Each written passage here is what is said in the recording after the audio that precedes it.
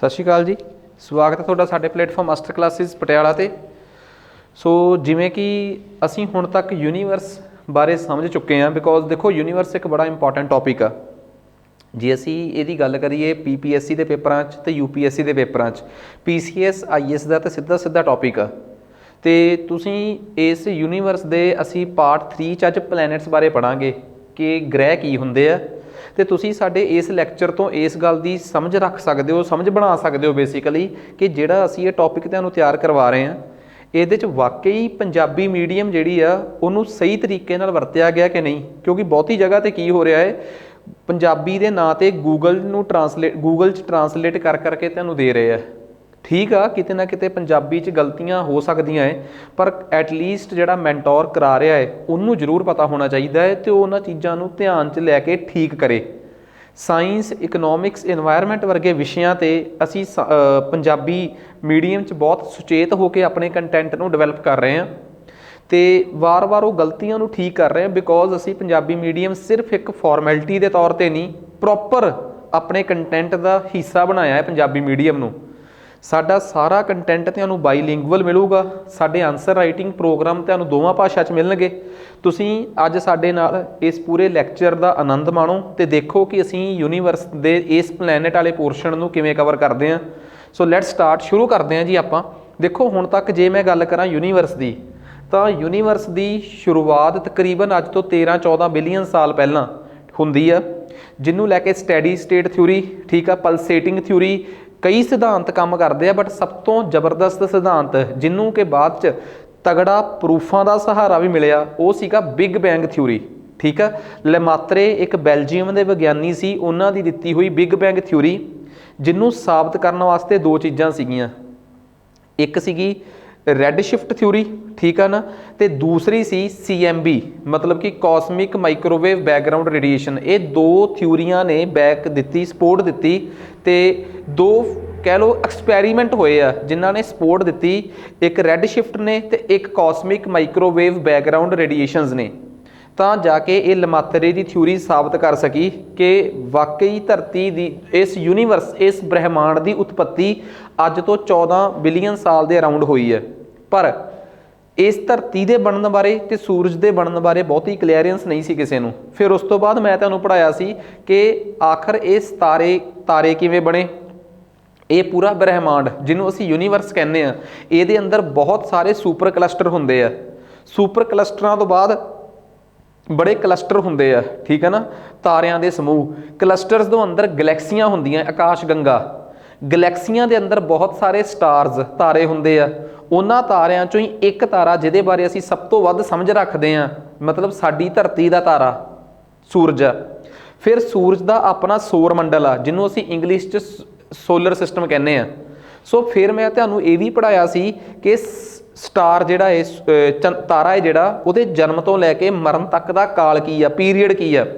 उहदे दौरान मैं तुहानूं ये भी पढ़ाया सी कि न्यूट्रॉन स्टार की हुंदा है, नॉर्मल डैथ की हुंदी है स्टार दी। मैं तुहानूं ब्लैक होल भी पढ़ाया सी। मैं तुहानूं draft, white draft, black draft, brown draft, मतलब ये कह लो चिट्टे बौणे, काले बौणे ते भूरे बौणे, ये टर्मां भी असीं पढ़ियां सी। उस तो बाद असीं अगे स्टैप बाय स्टैप अगे पहुँच गए सन ते, यानी कि सूरज बारे। सूरज दियां असीं दो चीज़ां पढ़ियां सी। सूरज का अंदरूनी स्ट्रक्चर, ढांचा, जिन्हों असीं कहंदे सी इंटरनल स्ट्रक्चर, ठीक है, जिहदे च असीं सूरज के अंदर दियां कोर तो लैके क्रोमोसफेयर दियां लेयर्स पढ़ियां सी सारियां। फिर असीं पढ़िया सीगा सूरज का एटमोसफेयर। एटमोसफेयर वायुमंडल दे विच असीं सोलर फ्लेयर्स, सोलर विंड्स वगैरह ये पढ़िया सीगा। फिर उस तो बाद सूरज का धरती ते प्रभाव, जिहदे च असीं पढ़ी सीगी ਔਰਾ फॉर्मेशन, कि ਔਰਾ किवें बनता है, ठीक है। फिर असीं सोलर प्रोमीनेंस, ठीक है, सूरजी प्रमुखता, वो भी पढ़ी सी। उस तो बाद सानूं ये गल समझ आई कि अच्छा, फिर असीं पहुंचे साडे सोलर सिस्टम ते बाकी हिस्से ते कि साडा सोलर सिस्टम किवें बनया। तो उहदे च मैं पढ़ाया सी कि सोलर सिस्टम जिहड़ा सी वो अज तो तकरीबन 4.6 बिलियन साल पहलां बनया है। वो भी बनन की पूरी कहानी जिहड़ी है, सोलर सिस्टम के बनन की पूरी कहानी जिहड़ी है, जिन्हों असीं डिस्कस किया सीगा कि सोलर सिस्टम के बनन की स्टोरी ये आ कि अज तो 5.6 बिलियन साल पहलां जिहड़ा बहुत पहलां तो होया बिग बैंग का धमाका सी, ਉਹਦੇ ਚੋਂ ही एक बदल जिहड़ा सीगा घुमदा सोलर सिस्टम बनाउंदा है। ਤੇ ਉਸ ਸੋਲਰ ਸਿਸਟਮ ਦਾ 99% ਹਿੱਸਾ 99% ਹਿੱਸਾ ਸੂਰਜ ਬਣ ਗਿਆ ਤੇ ਬਾਕੀ ਬਚਿਆ ਹੋਇਆ ਹਿੱਸਾ ਜਿਹੜਾ ਸੀਗਾ ਉਹ ਗ੍ਰਹਿ, ਛੋਟੇ ਗ੍ਰਹਿ, ਠੀਕ ਆ, ਧੂਮਕੇਤੂ ਤੇ ਹੋਰ ਕਈ ਤਰ੍ਹਾਂ ਦੀਆਂ ਮਤਲਬ ਕਿ ਕਹਿ ਲਓ ਆਕਾਸ਼ੀ ਪਿੰਡ ਜਿਹਨੂੰ ਆਪਾਂ ਕਹਿ ਦਿੰਦੇ ਸੈਲੈਸਟੀਅਲ ਬਾਡੀਜ਼ ਬਣ ਗਈਆਂ। ਸੋ ਮੇਰੇ ਕਹਿਣ ਦਾ ਮਤਲਬ ਆ ਕਿ ਅੱਜ ਜੋ ਮੇਰਾ ਲੈਕਚਰ ਹੁਣ ਸ਼ੁਰੂ ਹੋਣ ਵਾਲਾ ਹੈ ਉਹ ਹੈਗਾ ਸਾਡੇ ਸੋਲਰ ਸਿਸਟਮ ਬਾਰੇ। ਤੇ ਜੇ ਕੋਈ ਮੈਨੂੰ ਪੁੱਛੇ ਕਿ ਸਰ ਸੋਲਰ ਸਿਸਟਮ ਦਾ ਕੀ ਮਤਲਬ ਸਮਝਦੇ ਹੋ ਤੁਸੀਂ, ਪਹਿਲਾਂ ਮੈਂ ਤੁਹਾਨੂੰ ਥੋੜਾ ਜਿਹਾ 1 ਮਿੰਟ ਲਾ ਕੇ ਸੋਲਰ ਸਿਸਟਮ ਦਾ ਮਤਲਬ ਦੱਸਦਾ। ਆ ਜਾਓ ਇਸ ਫੋਟੋ ਨੂੰ ਸਮਝਦੇ ਹਾਂ। ਸੋਲਰ ਸਿਸਟਮ ਦਾ ਮਤਲਬ ਇਹ ਆ ਕਿ ਇੱਕ ਸੂਰਜ, ਸੂਰਜ ਤੋਂ ਬਾਅਦ ਸਾਡੇ 8 ਗ੍ਰਹਿ, ਠੀਕ ਆ। 8 ਗ੍ਰਹਿ ਮਤਲਬ ਕਿਹੜੇ ਆ ਕਿ ਮਰਕਰੀ, ਵੀਨਸ, ਅਰਥ, ਮਾਰਸ, ਯੂਪੀਟਰ, ਸੈਚਰਨ, ਯੂਰੇਨਸ ਤੇ ਨੈਪਚੂਨ, ਠੀਕ ਆ। ਇਹ 8 ਗ੍ਰਹਿ, ਇਹਨਾਂ 8 ਗ੍ਰਹਿਆਂ ਦੇ ਜਿੱਥੇ ਚਾਰਾਂ ਦਾ ਸੈਂਟਰ ਪੈਂਦਾ ਹੈ ਉੱਥੇ ਇੱਕ ਛੋਟੇ ਗ੍ਰਹਿਾਂ ਦੀ ਪੂਰੀ ਬੈਲਟ, ਐਸਟਰੋਇਡ ਬੈਲਟ। ਉਸ ਤੋਂ ਬਾਅਦ 8ਵੇਂ ਗ੍ਰਹਿ ਤੋਂ ਮਗਰਲੇ ਪਾਸੇ ਲਾਸਟ 'ਚ ਇੱਕ ਹੋਰ ਬੈਲਟ ਆ, ਕਿਊਪਰ ਬੈਲਟ। ਉਸ ਤੋਂ ਮਗਰਲੇ ਪਾਸੇ ਹੈਗਾ ਜੀ ਇੱਕ ਬੱਦਲ ਜਿਹਨੂੰ ਕਹਿੰਦੇ ਆ ਓਟ ਕਲਾਊਡ, OOART, ਓਟ ਕਲਾਊਡ। ਇਹ ਸਾਰੇ ਦੇ ਸਾਰੇ ਢਾਂਚੇ ਨੂੰ ਅੱਜ ਅਸੀਂ ਸਮਝਣ ਦੀ ਕੋਸ਼ਿਸ਼ ਕਰਾਂਗੇ। ਤੇ ਹੁਣ ਤੱਕ ਮੈਂ ਪੜ੍ਹਾਇਆ ਸੀਗਾ ਸੋਲਰ ਸਿਸਟਮ ਕਿਵੇਂ ਬਣਿਆ ਹੈ। ਮੈਂ ਦੱਸਿਆ ਸੀਗਾ ਕਿ ਬਈ ਇਹ ਪੂਰੇ ਦੇ ਪੂਰੇ 8 ਗ੍ਰਹਿ ਤੇ ਸੂਰਜ ਇੱਕ ਨੈਬੂਲਾ, ਇੱਕ ਬੱਦਲ ਹੁੰਦਾ ਸੀ। ਇਹ ਬੱਦਲ ਅੱਜ ਤੋਂ ਤਕਰੀਬਨ 5.6 ਬਿਲੀਅਨ ਸਾਲ ਪਹਿਲਾਂ ਘੁੰਮਦਾ ਜਿਹੜਾ ਬੱਦਲ ਸੀਗਾ ਉਹ ਇਸ ਸਥਿਤੀ 'ਚ ਆ ਗਿਆ ਕਿ ਉਹਦਾ 99% ਹਿੱਸਾ ਇੱਕੋ ਜਗ੍ਹਾ ਤੇ ਇਕੱਠਾ ਹੋ ਗਿਆ, ਉਹ ਸੂਰਜ ਬਣ ਗਿਆ। ਤੇ 1% ਹਿੱਸੇ 'ਚੋਂ ਛੋਟੇ ਪਾਰਟ ਟੁੱਟ ਗਏ, ਉਹ ਸਾਡੇ ਪਲੈਨਟਸ ਜਾਨੀ ਕਿ ਗ੍ਰਹਿ ਬਣ ਗਏ। ਤੇ ਮੈਂ ਤੁਹਾਡੀ ਜਾਣਕਾਰੀ ਲਈ ਦੱਸਦਾ, ਉਹ ਜਿਹੜਾ ਵੱਡਾ 99% ਹਿੱਸਾ ਸੀਗਾ ਜਿਵੇਂ ਉਹ ਸੁੰਗੜਦਾ ਗਿਆ, ਸੁੰਗੜਦਾ ਗਿਆ, ਉਹ ਇੰਨਾ ਜ਼ਿਆਦਾ ਸੁੰਗੜ ਗਿਆ ਤੇ ਉਹਦੇ ਅੰਦਰ ਇੰਨੀ ਜ਼ਿਆਦਾ ਹੀਟ ਪੈਦਾ ਹੋ ਗਈ ਕਿ ਉਹਦੇ ਅੰਦਰ ਨਿਊਕਲੀਅਰ ਫਿਊਜ਼ਨ ਸ਼ੁਰੂ ਹੋ ਗਈ। ਤੇ ਜਦੋਂ ਕਿਸੇ ਵੀ ਚੀਜ਼ ਦੇ ਅੰਦਰ ਨਿਊਕਲੀਅਰ ਫਿਊਜ਼ਨ ਸ਼ੁਰੂ ਹੋ ਜੇ ਫਿਰ ਉਹ ਤਾਰਾ ਅਸਲੀ ਤਾਰੇ ਦੇ ਰੂਪ 'ਚ ਆ ਜਾਂਦਾ ਹੈ। ਇਹ ਮੈਂ ਤੁਹਾਨੂੰ ਤਾਰੇ ਦੀ ਫਾਰਮੇਸ਼ਨ 'ਚ ਵੀ ਪੜ੍ਹਾਇਆ ਸੀ ਕਿ ਜਦੋਂ ਤਾਰੇ ਦੀ ਬਣਤਰ ਬਾਰੇ ਪੜ੍ਹਾਇਆ ਸੀਗਾ ਮੈਂ। ਫਿਰ ਉਹ ਸੂਰਜ ਬਣ ਗਿਆ, ਬਾਕੀ ਗ੍ਰਹਿ ਉਹਦੇ ਦੁਆਲੇ ਘੁੰਮਣ ਲੱਗ ਪਏ ਤੇ ਇਸੇ ਨੂੰ ਅਸੀਂ ਸੌਰ ਮੰਡਲ ਜਾਨੀ ਕਿ ਸੋਲਰ ਸਿਸਟਮ ਕਿਹਾ। ਸੋ ਅੱਜ ਇਸੇ ਸੋਲਰ ਸਿਸਟਮ ਬਾਰੇ ਅਸੀਂ ਪੜ੍ਹਨਾ ਹੈ। ਮੈਂ ਇਹਦੀ ਥਿਊਰੀ ਜਿਹੜੀ ਸੀ ਉਹ ਵੀ ਦੱਸਤੀ। ਅੱਜ ਮੈਂ ਬਹੁਤ ਇੰਪੋਰਟੈਂਟ ਗੱਲਾਂ ਡਿਸਕਸ ਕਰਨੀਆਂ ਕਿ ਵਟ ਇਜ਼ ਪਲੈਨਟ, ਗ੍ਰਹਿ ਕੀ ਹੁੰਦਾ ਹੈ, ਕਿਹੜੀਆਂ 3 ਸ਼ਰਤਾਂ ਪੂਰੀਆਂ ਕਰਨ ਤੋਂ ਬਾਅਦ ਕੋਈ ਗ੍ਰਹਿ ਬਣ ਜਾਂਦਾ ਹੈ। ਤੇ ਇਹ ਚੀਜ਼ਾਂ ਦੇਖੋ, ਇੱਕ ਗੱਲ ਬੜੀ ਕਲੀਅਰ ਆ, ਅਸੀਂ ਕਿਉਂ ਕਹਿੰਦੇ ਆ ਕਿ UPSC ਤੋਂ PPSC ਕਈ ਜਗ੍ਹਾ ਤੇ ਹਟ ਜਾਂਦੀ ਹੈ। UPSC ਜਰਨਲ ਸਾਇੰਸ ਦੇ ਸਵਾਲ ਨਹੀਂ ਪਾਉਂਦੀ, ਪਰ PPSC ਆਪਣੇ ਪੇਪਰਾਂ 'ਚ ਜੇ ਨਾਇਬ ਤਹਿਸੀਲਦਾਰ ਦਾ ਪੇਪਰ ਹੋਵੇ, ਹੋਰ ਪੇਪਰ ਹੋਣ, ਤਾਂ ਬੜੀ ਵਾਰ ਦੇਖਣ ਨੂੰ ਮਿਲਿਆ ਕਿ PPSC ਜਰਨਲ ਸਾਇੰਸ ਦੇ ਸਵਾਲ ਪਾ ਦਿੰਦੀ ਹੈ। ਨਾਲੇ PPSC ਨੂੰ ਲੈ ਕੇ ਤੁਸੀਂ ਓਨੇ ਪ੍ਰੈਡਿਕਟੇਬਲ ਕਦੇ ਵੀ ਨਹੀਂ ਹੋ ਸਕਦੇ ਜਿਵੇਂ ਹੁਣ ਤੁਸੀਂ UPSC ਨੂੰ ਲੈ ਕੇ ਪ੍ਰੈਡਿਕਟੇਬਲ ਨਹੀਂ। ਤੁਹਾਨੂੰ ਇਹ ਨਹੀਂ ਪਤਾ ਕਿ PPSC ਕਿਹੜੇ ਸਾਲ ਦੇ ਪੇਪਰ 'ਚ ਸਾਇੰਸ ਟੈਕ ਕੱਢ ਕੇ ਸਾਇੰਸ ਦੇ ਸਵਾਲ ਪਾ ਦੇ, ਕਿਉਂਕਿ ਤੁਹਾਡੇ ਸਿਲੇਬਸ 'ਚ ਉਹਨਾਂ ਨੇ ਸਾਇੰਸ ਮੈਂਸ਼ਨ ਕੀਤੀ ਹੋਈ ਹੈ। ਇਹ ਸੋਚ ਕੇ ਜਾਣਾ ਕਿ ਬਈ PPSC ਐਵੇਂ ਨਹੀਂ ਕਰ ਸਕਦੀ, ਇਸ ਤੋਂ ਵੱਡੀ ਮੂਰਖਤਾ ਨਹੀਂ ਹੋ ਸਕਦੀ। ਕਿਸੇ ਨੇ ਨਹੀਂ ਸੀ ਸੋਚਿਆ ਨਾਇਬ ਤਹਿਸੀਲਦਾਰ ਦੇ ਪੇਪਰ ਤੋਂ ਪਹਿਲਾਂ ਕਿ PPSC ਇਸ ਪੱਧਰ ਦਾ ਮੈਥ ਪਾਊਗੀ। ਇੱਕ ਵਧੀਆ ਸੇਫ ਤਰੀਕਾ ਕਿਸੇ ਪੇਪਰ ਦੀ ਤਿਆਰੀ ਦਾ ਇੱਕੋ ਹੀ ਆ ਕਿ ਸਾਰਾ ਸਿਲੇਬਸ ਸਭ ਕੁਝ ਪੜ੍ਹ ਜਾਓ, ਠੀਕ ਆ। ਸੋ ਸਾਇੰਸ ਵਰਗੇ ਸਬਜੈਕਟ ਪੜ੍ਹਾਉਣ ਤੋਂ ਅਸੀਂ ਬਹੁਤੇ ਡਰ ਜਾਂਦੇ ਹਾਂ। ਤੇ ਕਈ ਵਾਰੀ ਕੀ ਹੁੰਦਾ, ਸਾਇੰਸ ਦੇ ਨਾਂ ਤੇ ਅਸੀਂ ਬੱਚਿਆਂ ਨੂੰ ਉਹੀ 9ਵੀਂ 10ਵੀਂ ਦੀ ਸੈੱਲ ਵਗੈਰਾ ਉਸੇ ਤਰੀਕੇ ਨਾਲ ਪੜ੍ਹਾ ਦਿੰਦੇ ਆ ਜਿਵੇਂ 9ਵੀਂ 10ਵੀਂ 'ਚ ਪੜ੍ਹਾਈ ਦੀ ਹੈ। ਫਿਰ PPSC ਦਾ ਕੀ ਫਰਕ ਹੋਇਆ? ਤਾਂ ਕਿ PPSC ਦੇ ਨੂਮੈਰੀਕਲਸ, PPSC ਦੇ ਮੇਨਸ ਦੇ ਸਵਾਲ, PPSC ਦੇ ਪ੍ਰੀ ਦੇ ਸਵਾਲ ਕਦੋਂ ਹੱਲ ਹੋਣਗੇ? ਜਦੋਂ ਸਾਨੂੰ ਉਸ ਵਿਸ਼ੇ ਤੇ ਕੰਪਲੀਟ ਇਨਫੋਰਮੇਸ਼ਨ ਹੋਊਗੀ। ਸੋ ਲੈਟਸ ਸਟਾਰਟ, ਸ਼ੁਰੂ ਕਰਦੇ ਹਾਂ ਜੀ ਆਪਾਂ, ਠੀਕ ਆ। ਕਹਿੰਦੇ ਜੀ ਜਦੋਂ ਉਹ ਵੱਡਾ ਬੱਦਲ ਅੱਜ ਤੋਂ 5.6 ਬਿਲੀਅਨ ਸਾਲ ਪਹਿਲਾਂ ਇੱਕ ਰੂਪ ਲੈਣ ਲੱਗ ਪਿਆ ਤੇ ਉਹ ਰੂਪ ਐਵੇਂ ਜਿਹਦਾ ਸੀਗਾ, ਆਹ ਦੇਖੋ ਸੈਂਟਰ 'ਚ ਤੋਂ 99% ਹਿੱਸਾ ਇਕੱਠਾ ਹੋ ਗਿਆ ਤੇ ਬਾਕੀ ਸਾਰਾ ਹਿੱਸਾ ਜਿਹੜਾ ਸੀਗਾ ਉਹ ਉਹਦੇ ਆਲੇ ਦੁਆਲੇ ਪਲੇਟਾਂ ਦਾ ਰੂਪ ਲੈ ਗਿਆ। ਉਹਨਾਂ ਪਲੇਟਾਂ ਨੂੰ ਕਿਹਾ ਗਿਆ ਪਲੈਨੇਟਰੀ ਡਿਸਕਸ। ਉਹਨਾਂ ਦੇ ਵਿੱਚ ਹੀ ਪਲੈਨਟ ਜਿਹੜੇ ਆ ਉਹ ਵੱਖਰੀ ਡਿਸਕ ਦੇ ਵਿੱਚ ਘੁੰਮ ਰਹੇ ਸੀਗੇ। ਤੇ ਇਹੀ ਅੱਜ ਸਾਡੇ 8 ਗ੍ਰਹਿ ਨੇ ਜਿਨ੍ਹਾਂ ਨੂੰ ਅਸੀਂ ਕਦੀ 8 ਤੇ ਕਦੀ 9 ਹੋਣ ਦਾ ਦਾਅਵਾ ਕਰਦੇ ਸੀ। ਕਹਿੰਦੇ ਇਹ ਪ੍ਰੋਸੈਸ ਜਿਹੜਾ ਸੀਗਾ ਨਾ, ਇਸ ਬੱਦਲ ਇਸ ਗੋਲੇ ਦੇ ਛੋਟੇ ਹੋਣ ਦਾ ਤੇ ਅੰਦਰ ਗਰਮੀ ਪੈਦਾ ਹੋਣ ਦਾ, ਇਹ ਪ੍ਰੋਸੈਸ 1 ਬਿਲੀਅਨ ਸਾਲ ਚੱਲਿਆ। ਤੇ 1 ਬਿਲੀਅਨ ਸਾਲ ਬਾਅਦ ਇਹ ਜਿਹੜਾ ਗੋਲਾ ਜਿਹਾ ਸੀਗਾ ਇਹਦੇ ਅੰਦਰ ਨਿਊਕਲੀਅਰ ਫਿਊਜ਼ਨ ਸ਼ੁਰੂ ਹੋਈ ਤੇ ਇਹਦੇ ਅੰਦਰ ਦੀ ਹਾਈਡਰੋਜਨ ਹੀਲੀਅਮ 'ਚ ਤਬਦੀਲ ਹੋਣੀ ਸ਼ੁਰੂ ਹੋ ਗਈ। ਜਦੋਂ ਉਹ ਹਾਈਡਰੋਜਨ ਹੀਲੀਅਮ 'ਚ ਕਨਵਰਟ ਹੋਣੀ ਸ਼ੁਰੂ ਹੋਈ, ਫਿਰ ਜਾ ਕੇ ਇਹ ਸਨ ਜਿਹੜਾ ਸੀਗਾ, ਇਹ ਸਟਾਰ ਜਿਹੜਾ ਸੀ ਮੱਗ ਗਿਆ, ਇਹ ਪ੍ਰੋਟੋ ਸਟਾਰ ਤੋਂ ਸਟਾਰ ਬਣ ਗਿਆ। ਮਤਲਬ ਕਿ ਇੱਕ ਤਾਰੇ ਦੇ ਨਮੂਨੇ ਤੋਂ ਪ੍ਰੋਪਰ ਤਾਰਾ ਬਣ ਗਿਆ ਤੇ ਫਿਰ ਇਹ ਪ੍ਰੋਪਰ ਸਨ ਬਣਿਆ। ਫਿਰ ਇਹਨੇ ਇਹਦੇ ਕਰਕੇ ਬਾਕੀ ਜਿਹੜੇ ਪਲੈਨਟਸ ਆ ਉਹ ਇਹਦੇ ਆਲੇ ਦੁਆਲੇ ਘੁੰਮਣ ਲੱਗ ਪਏ ਤੇ ਇਹ ਇੱਕ ਸੋਲਰ ਸਿਸਟਮ ਬਣ ਗਿਆ ਸਾਡਾ। ਇਸੇ ਸੋਲਰ ਸਿਸਟਮ ਨੂੰ ਅਸੀਂ ਸਭ ਤੋਂ ਵੱਧ ਜਾਣਦੇ ਹਾਂ। ਇਸ ਤੋਂ ਬਾਹਰਲੇ ਸੋਲਰ ਸਿਸਟਮ ਹੋਰ ਕਿੰਨੇ ਕੁ ਸੂਰਜ ਨੇ ਤੇ ਹੋਰ ਉਹਨਾਂ ਸੂਰਜਾਂ ਦੇ ਕਿੰਨੇ ਕੁ ਗ੍ਰਹਿ ਨੇ, ਉਹ ਸਾਰਾ ਕੁਝ ਸਾਨੂੰ ਉਸ ਤੋਂ ਬਾਅਦ ਪਤਾ ਲੱਗਦਾ ਹੈ। ਸੋ ਨੈਕਸਟ ਹੁਣ ਅੱਗੇ ਦੇਖਦੇ ਹਾਂ ਆਪਾਂ। ਕਹਿੰਦੇ ਜੀ ਸੋਲਰ ਸਿਸਟਮ ਬਾਰੇ ਇੱਕ ਚੀਜ਼ ਸਾਨੂੰ ਸਮਝ ਆ ਗਈ ਕਿ ਅੱਛਾ ਇਹਦੇ 'ਚ 8-9 ਗ੍ਰਹਿ ਆ, ਪਰ ਇੱਕ ਗੱਲ ਬਹੁਤ ਕਲੀਅਰ ਹਜੇ ਤੱਕ ਵੀ ਸਾਡੇ ਦਿਮਾਗ 'ਚ ਘੁੰਮ ਰਹੀ ਆ ਕਿ ਯਾਰ ਗ੍ਰਹਿ ਸਿਰਫ 8 ਹੀ ਨੇ। ਫਿਰ ਕਿਉਂ ਅਸੀਂ ਜਦੋਂ ਛੋਟੇ ਹੁੰਦੇ ਸੀ ਕਈਆਂ ਨੂੰ ਲੱਗੂਗਾ ਕਿ ਉਦੋਂ ਅਸੀਂ 9 ਗ੍ਰਹਿ ਪੜ੍ਹੇ ਆ। ਇੱਕ ਪਲੂਟੋ ਹੁੰਦਾ ਸੀ ਜਿਹਨੂੰ ਉਦੋਂ ਗ੍ਰਹਿ ਮੰਨਦੇ ਸੀ ਤੇ ਅੱਜ ਉਹ ਗ੍ਰਹਿ ਨਹੀਂ ਮੰਨਦੇ। ਕੀ ਦੋ ਗੱਲਾਂ 'ਚੋਂ ਪਹਿਲੀ ਦੱਸੋ ਕਿਹੜੀ ਗੱਲ ਹੋ ਸਕਦੀ ਆ? ਜਾਂ ਤਾਂ ਉਹ ਗ੍ਰਹਿ ਅੱਜ ਭਸਮ ਹੋ ਗਿਆ, ਖਤਮ ਹੋ ਗਿਆ, ਜਾਂ ਉਸ ਗ੍ਰਹਿ ਨੂੰ ਪਹਿਲਾਂ ਹੀ ਗਲਤੀ ਨਾਲ ਗ੍ਰਹਿ ਲਿਖ ਦਿੱਤਾ ਸੀ ਪਰ ਉਹ ਅਸਲ 'ਚ ਗ੍ਰਹਿ ਹੈ ਨਹੀਂ ਸੀ। ਇਹਨਾਂ 'ਚੋਂ ਕੋਈ ਤਾਂ ਗੱਲ ਸੱਚ ਹੋਊਗੀ ਕਿ ਜਿਹਦੇ ਕਰਕੇ ਅੱਜ ਉਹ ਗ੍ਰਹਿ ਹੋਣ ਦੀ ਪਰਿਭਾਸ਼ਾ 'ਚੋਂ ਬਾਹਰ ਨਿਕਲ ਗਿਆ। ਅੱਜ ਉਹਨਾਂ ਚੀਜ਼ਾਂ ਤੇ ਵੀ ਬਹੁਤ ਅਸੀਂ ਮਤਲਬ ਕਿ ਜਾਂਚ ਰੱਖਾਂਗੇ ਆਪਣੀ। ਤੇ ਮੈਂ ਤੁਹਾਡੀ ਜਾਣਕਾਰੀ ਲਈ ਦੱਸਦਾ, ਅੰਤਰਰਾਸ਼ਟਰੀ ਖਗੋਲ ਸੰਗਠਨ ਜਿਹਨੂੰ ਇੰਗਲਿਸ਼ 'ਚ ਕਹਿੰਦੇ ਆ ਇੰਟਰਨੈਸ਼ਨਲ ਐਸਟਰੋਨੋਮਿਕਲ ਯੂਨੀਅਨ, ਇਹਨਾਂ ਨੇ 2006 ਦੇ ਵਿੱਚ ਜਾਨੀ ਕਿ 2006 ਦੇ ਵਿੱਚ ਪਲੂਟੋ ਨੂੰ ਗ੍ਰਹਿ ਮੰਨਣ ਤੋਂ ਨਾ ਕਰਤੀ ਬਿਕੋਜ਼ ਉਹਨਾਂ ਨੇ ਕੋਈ ਇਤਰਾਜ਼ ਦਰਜ ਕਰਾਇਆ ਸੀਗਾ। ਲਓ ਜੀ ਹੁਣ ਆਪਾਂ ਇਹਨਾਂ ਗ੍ਰਹਿਾਂ ਬਾਰੇ ਸਮਝਦੇ ਹਾਂ। ਕਹਿੰਦੇ ਜੀ ਇੱਕ ਗ੍ਰਹਿ ਦੇ ਗ੍ਰਹਿ ਬਣਨ ਦੀਆਂ ਕੰਡੀਸ਼ਨਸ ਕੀ ਨੇ? ਆਹ 3 ਕੰਡੀਸ਼ਨ ਰੱਟ ਲਿਓ, ਪੇਪਰਾਂ 'ਚ ਆ ਸਕਦੀਆਂ ਨੇ। ਸਭ ਤੋਂ ਪਹਿਲੀ ਕੰਡੀਸ਼ਨ ਕਿਸੇ ਗ੍ਰਹਿ ਦੇ ਗ੍ਰਹਿ ਬਣਨ ਦੀ ਇਹ ਆ ਕਿ ਉਹ ਕਿਸੇ ਤਾਰੇ ਦੇ ਆਲੇ ਦੁਆਲੇ ਘੁੰਮਦਾ ਹੋਵੇ। ਸਾਡੇ 8 ਦੇ 8 ਗ੍ਰਹਿ ਇੱਕ ਸੂਰਜ ਨਾਮ ਦੇ ਤਾਰੇ ਦੇ ਆਲੇ ਦੁਆਲੇ ਘੁੰਮਦੇ ਆ, ਪਹਿਲੀ ਕੰਡੀਸ਼ਨ ਪਾਸ। ਦੂਜੀ, ਉਹਨਾਂ ਗ੍ਰਹਿਾਂ ਕੋਲ ਇੰਨੀ ਗੁਰਤਕਸ਼ਨ ਹੋਵੇ, ਇੰਨੀ ਕੁ ਗ੍ਰੈਵਿਟੀ ਹੋਵੇ ਕਿ ਉਹ ਉਹਦੇ ਕਰਕੇ ਇੱਕ ਗੋਲਾਕਾਰ ਸ਼ੇਪ ਬਣਾ ਸਕਣ, ਇੱਕ ਸਫੈਰੀਕਲ ਸ਼ੇਪ ਬਣਾ ਸਕਣ। ਸਾਡੇ ਸਾਰੇ ਤਾਰੇ ਸਾਡੇ ਸਾਰੇ ਗ੍ਰਹਿ, ਸਾਡੇ ਸਾਰੇ ਪਲੈਨਟ ਇਸ ਕੰਡੀਸ਼ਨ ਨੂੰ ਪੂਰਾ ਕਰਦੇ ਆ। ਤੀਜੀ ਗੱਲ, ਉਹ ਗ੍ਰਹਿ ਆਪਣੇ ਜਿਸ ਔਰਬਿਟ 'ਚ ਘੁੰਮਦੇ ਆ ਉਹਨੂੰ ਪੂਰੇ ਨੂੰ ਪ੍ਰੋਪਰ ਸਾਫ਼ ਕਰ ਦੇਣ, ਉਹਨਾਂ ਦੇ ਰਾਹ 'ਚ ਕੋਈ ਅੜਿੱਕਾ ਨਾ ਹੋਵੇ। ਜਿਸ ਔਰਬਿਟ 'ਚੋਂ ਘੁੰਮਦੇ ਆ ਨਾ, ਜਿਸ ਲਾਈਨ ਤੇ ਉਹ ਘੁੰਮਦੇ ਆ ਉਹ ਲਾਈਨ ਪੂਰੀ ਕਲੀਅਰ ਹੋਵੇ। ਜਿਹੜਾ ਇਹ 3 ਸ਼ਰਤਾਂ ਨੂੰ ਪੂਰੀਆਂ ਕਰ ਗਿਆ ਭਾਈ, ਭਾਵੇਂ ਪੰਜਾਬੀ 'ਚ ਪੜ੍ਹ ਲਿਓ ਠੀਕ ਆ, ਭਾਵੇਂ ਇੰਗਲਿਸ਼ 'ਚ ਪੜ੍ਹ ਲਓ, ਤੁਹਾਡੀ ਟੈਨਸ਼ਨ ਆ। ਤੁਹਾਨੂੰ ਇਹਦੀ PDF ਜਿਹੜੀ ਇਹ ਵੀਡੀਓ YouTube ਤੇ ਚੱਲ ਰਹੀ ਹੈ ਜੇ, ਇਹਦੀ PDF ਤੁਹਾਨੂੰ ਟੈਲੀਗ੍ਰਾਮ 'ਚ ਮਿਲੂਗੀ। ਬਾਕੀ ਜਿਨ੍ਹਾਂ ਕੋਲ ਕੋਰਸ ਐਨਰੋਲਡ ਨੇ ਜਿਹੜੇ, ਉਹਨਾਂ ਵਾਸਤੇ ਤਾਂ ਉਹਨਾਂ ਨੂੰ ਤਾਂ ਪਤਾ ਹੀ ਹੈ ਕਿ ਉਹਨਾਂ ਦੇ ਵੀਡੀਓ ਦੇ ਥੱਲੇ ਇਹ PDF ਪਈ ਹੁੰਦੀ ਹੈ। ਮੈਂ ਤੁਹਾਡੀ ਜਾਣਕਾਰੀ ਲਈ ਸਾਫ਼ ਦੱਸਦਾ ਕਿ ਵੀਡੀਓ ਕਿਸ ਕੋਰਸ ਦੀ ਹੈ। PPSC PCS ਪ੍ਰੀ ਕਮ ਮੇਨਸ ਇਸ ਕੋਰਸ ਦੇ ਵਿੱਚ ਇਹ ਵੀਡੀਓ ਹੈਗੀ ਆ। PCSC ਪ੍ਰੀ ਕਮ ਨੈਬ ਤਹਿਸੀਲਦਾਰ ਦਾ ਕੋਰਸ, ਉਸ ਕੋਰਸ ਦੇ ਵਿੱਚ ਇਹ ਵੀਡੀਓ। ਤੇ ਤੀਸਰੀ ਸਭ ਤੋਂ ਇੰਪੋਰਟੈਂਟ ਗੱਲ ਇਹ ਆ, PCS ਰਜਿਸਟਰ।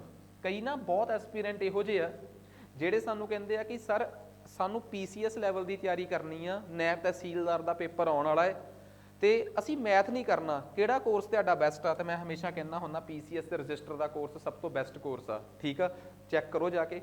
ਇਸ ਤੋਂ ਥੱਲੇ ਜਿਹੜੇ ਵੀ ਆਪਣੇ ਕੋਲ ਸੀਨੀਅਰ ਅਸਿਸਟੈਂਟ ਦੇ ਕੋਰਸ 'ਚ ਐਨਰੋਲਡ ਨੇ ਜਾਂ ਐਡਵਾਂਸ ਕੋਰਸ 'ਚ ਐਨਰੋਲਡ ਨੇ, ਉਹ ਇਹਨਾਂ 'ਚੋਂ ਕਿਸੇ ਵੀ ਕੋਰਸ 'ਚ ਨੈਬ 'ਚ ਸਵਿਚ ਕਰਨਾ ਚਾਹੁੰਦੇ ਆ, ਅਸੀਂ ਉਹਨਾਂ ਨੂੰ ਵੀ ਸਪੈਸ਼ਲ ਆਫਰ ਦੇ ਰਹੇ ਹਾਂ। ਬਿਕੋਜ਼ ਸਾਇੰਸ ਵਰਗੇ ਹਾਈ ਲੈਵਲ ਦੇ ਡੇਲੀ ਕਰੰਟ ਅਫੇਅਰਸ ਸਾਡੇ ਜਿਹੜੇ ਸਾਡਾ ਇੱਕ ਹਿੱਸਾ ਸਪੈਸ਼ਲ, ਉਹ ਸਾਰੇ ਇਹਦੇ 'ਚ ਜਾਣਗੇ। ਠੀਕ ਆ, ਸੋ ਉਮੀਦ ਕਰਦਾ ਕਿ ਤੁਹਾਨੂੰ ਹਰ ਇੱਕ ਚੀਜ਼ ਪਤਾ ਹੋਵੇ। ਠੀਕ ਆ, ਤੇ ਮੈਂ ਤੁਹਾਡੀ ਜਾਣਕਾਰੀ ਲਈ ਹੋਰ ਦੱਸਦਾ ਕਿ PCS ਜਿਹੜੇ ਮੇਨਸ ਦੀ ਆਨਸਰ ਰਾਈਟਿੰਗ ਚੱਲ ਰਹੀ ਹੈ ਨਾ ਸਾਡੀ, ਮੇਨਸ ਨੂੰ ਲੈ ਕੇ ਅਸੀਂ ਸਪੈਸ਼ਲੀ ਇੱਕ ਸਟੈਪ ਚੱਕ ਲਿਆ।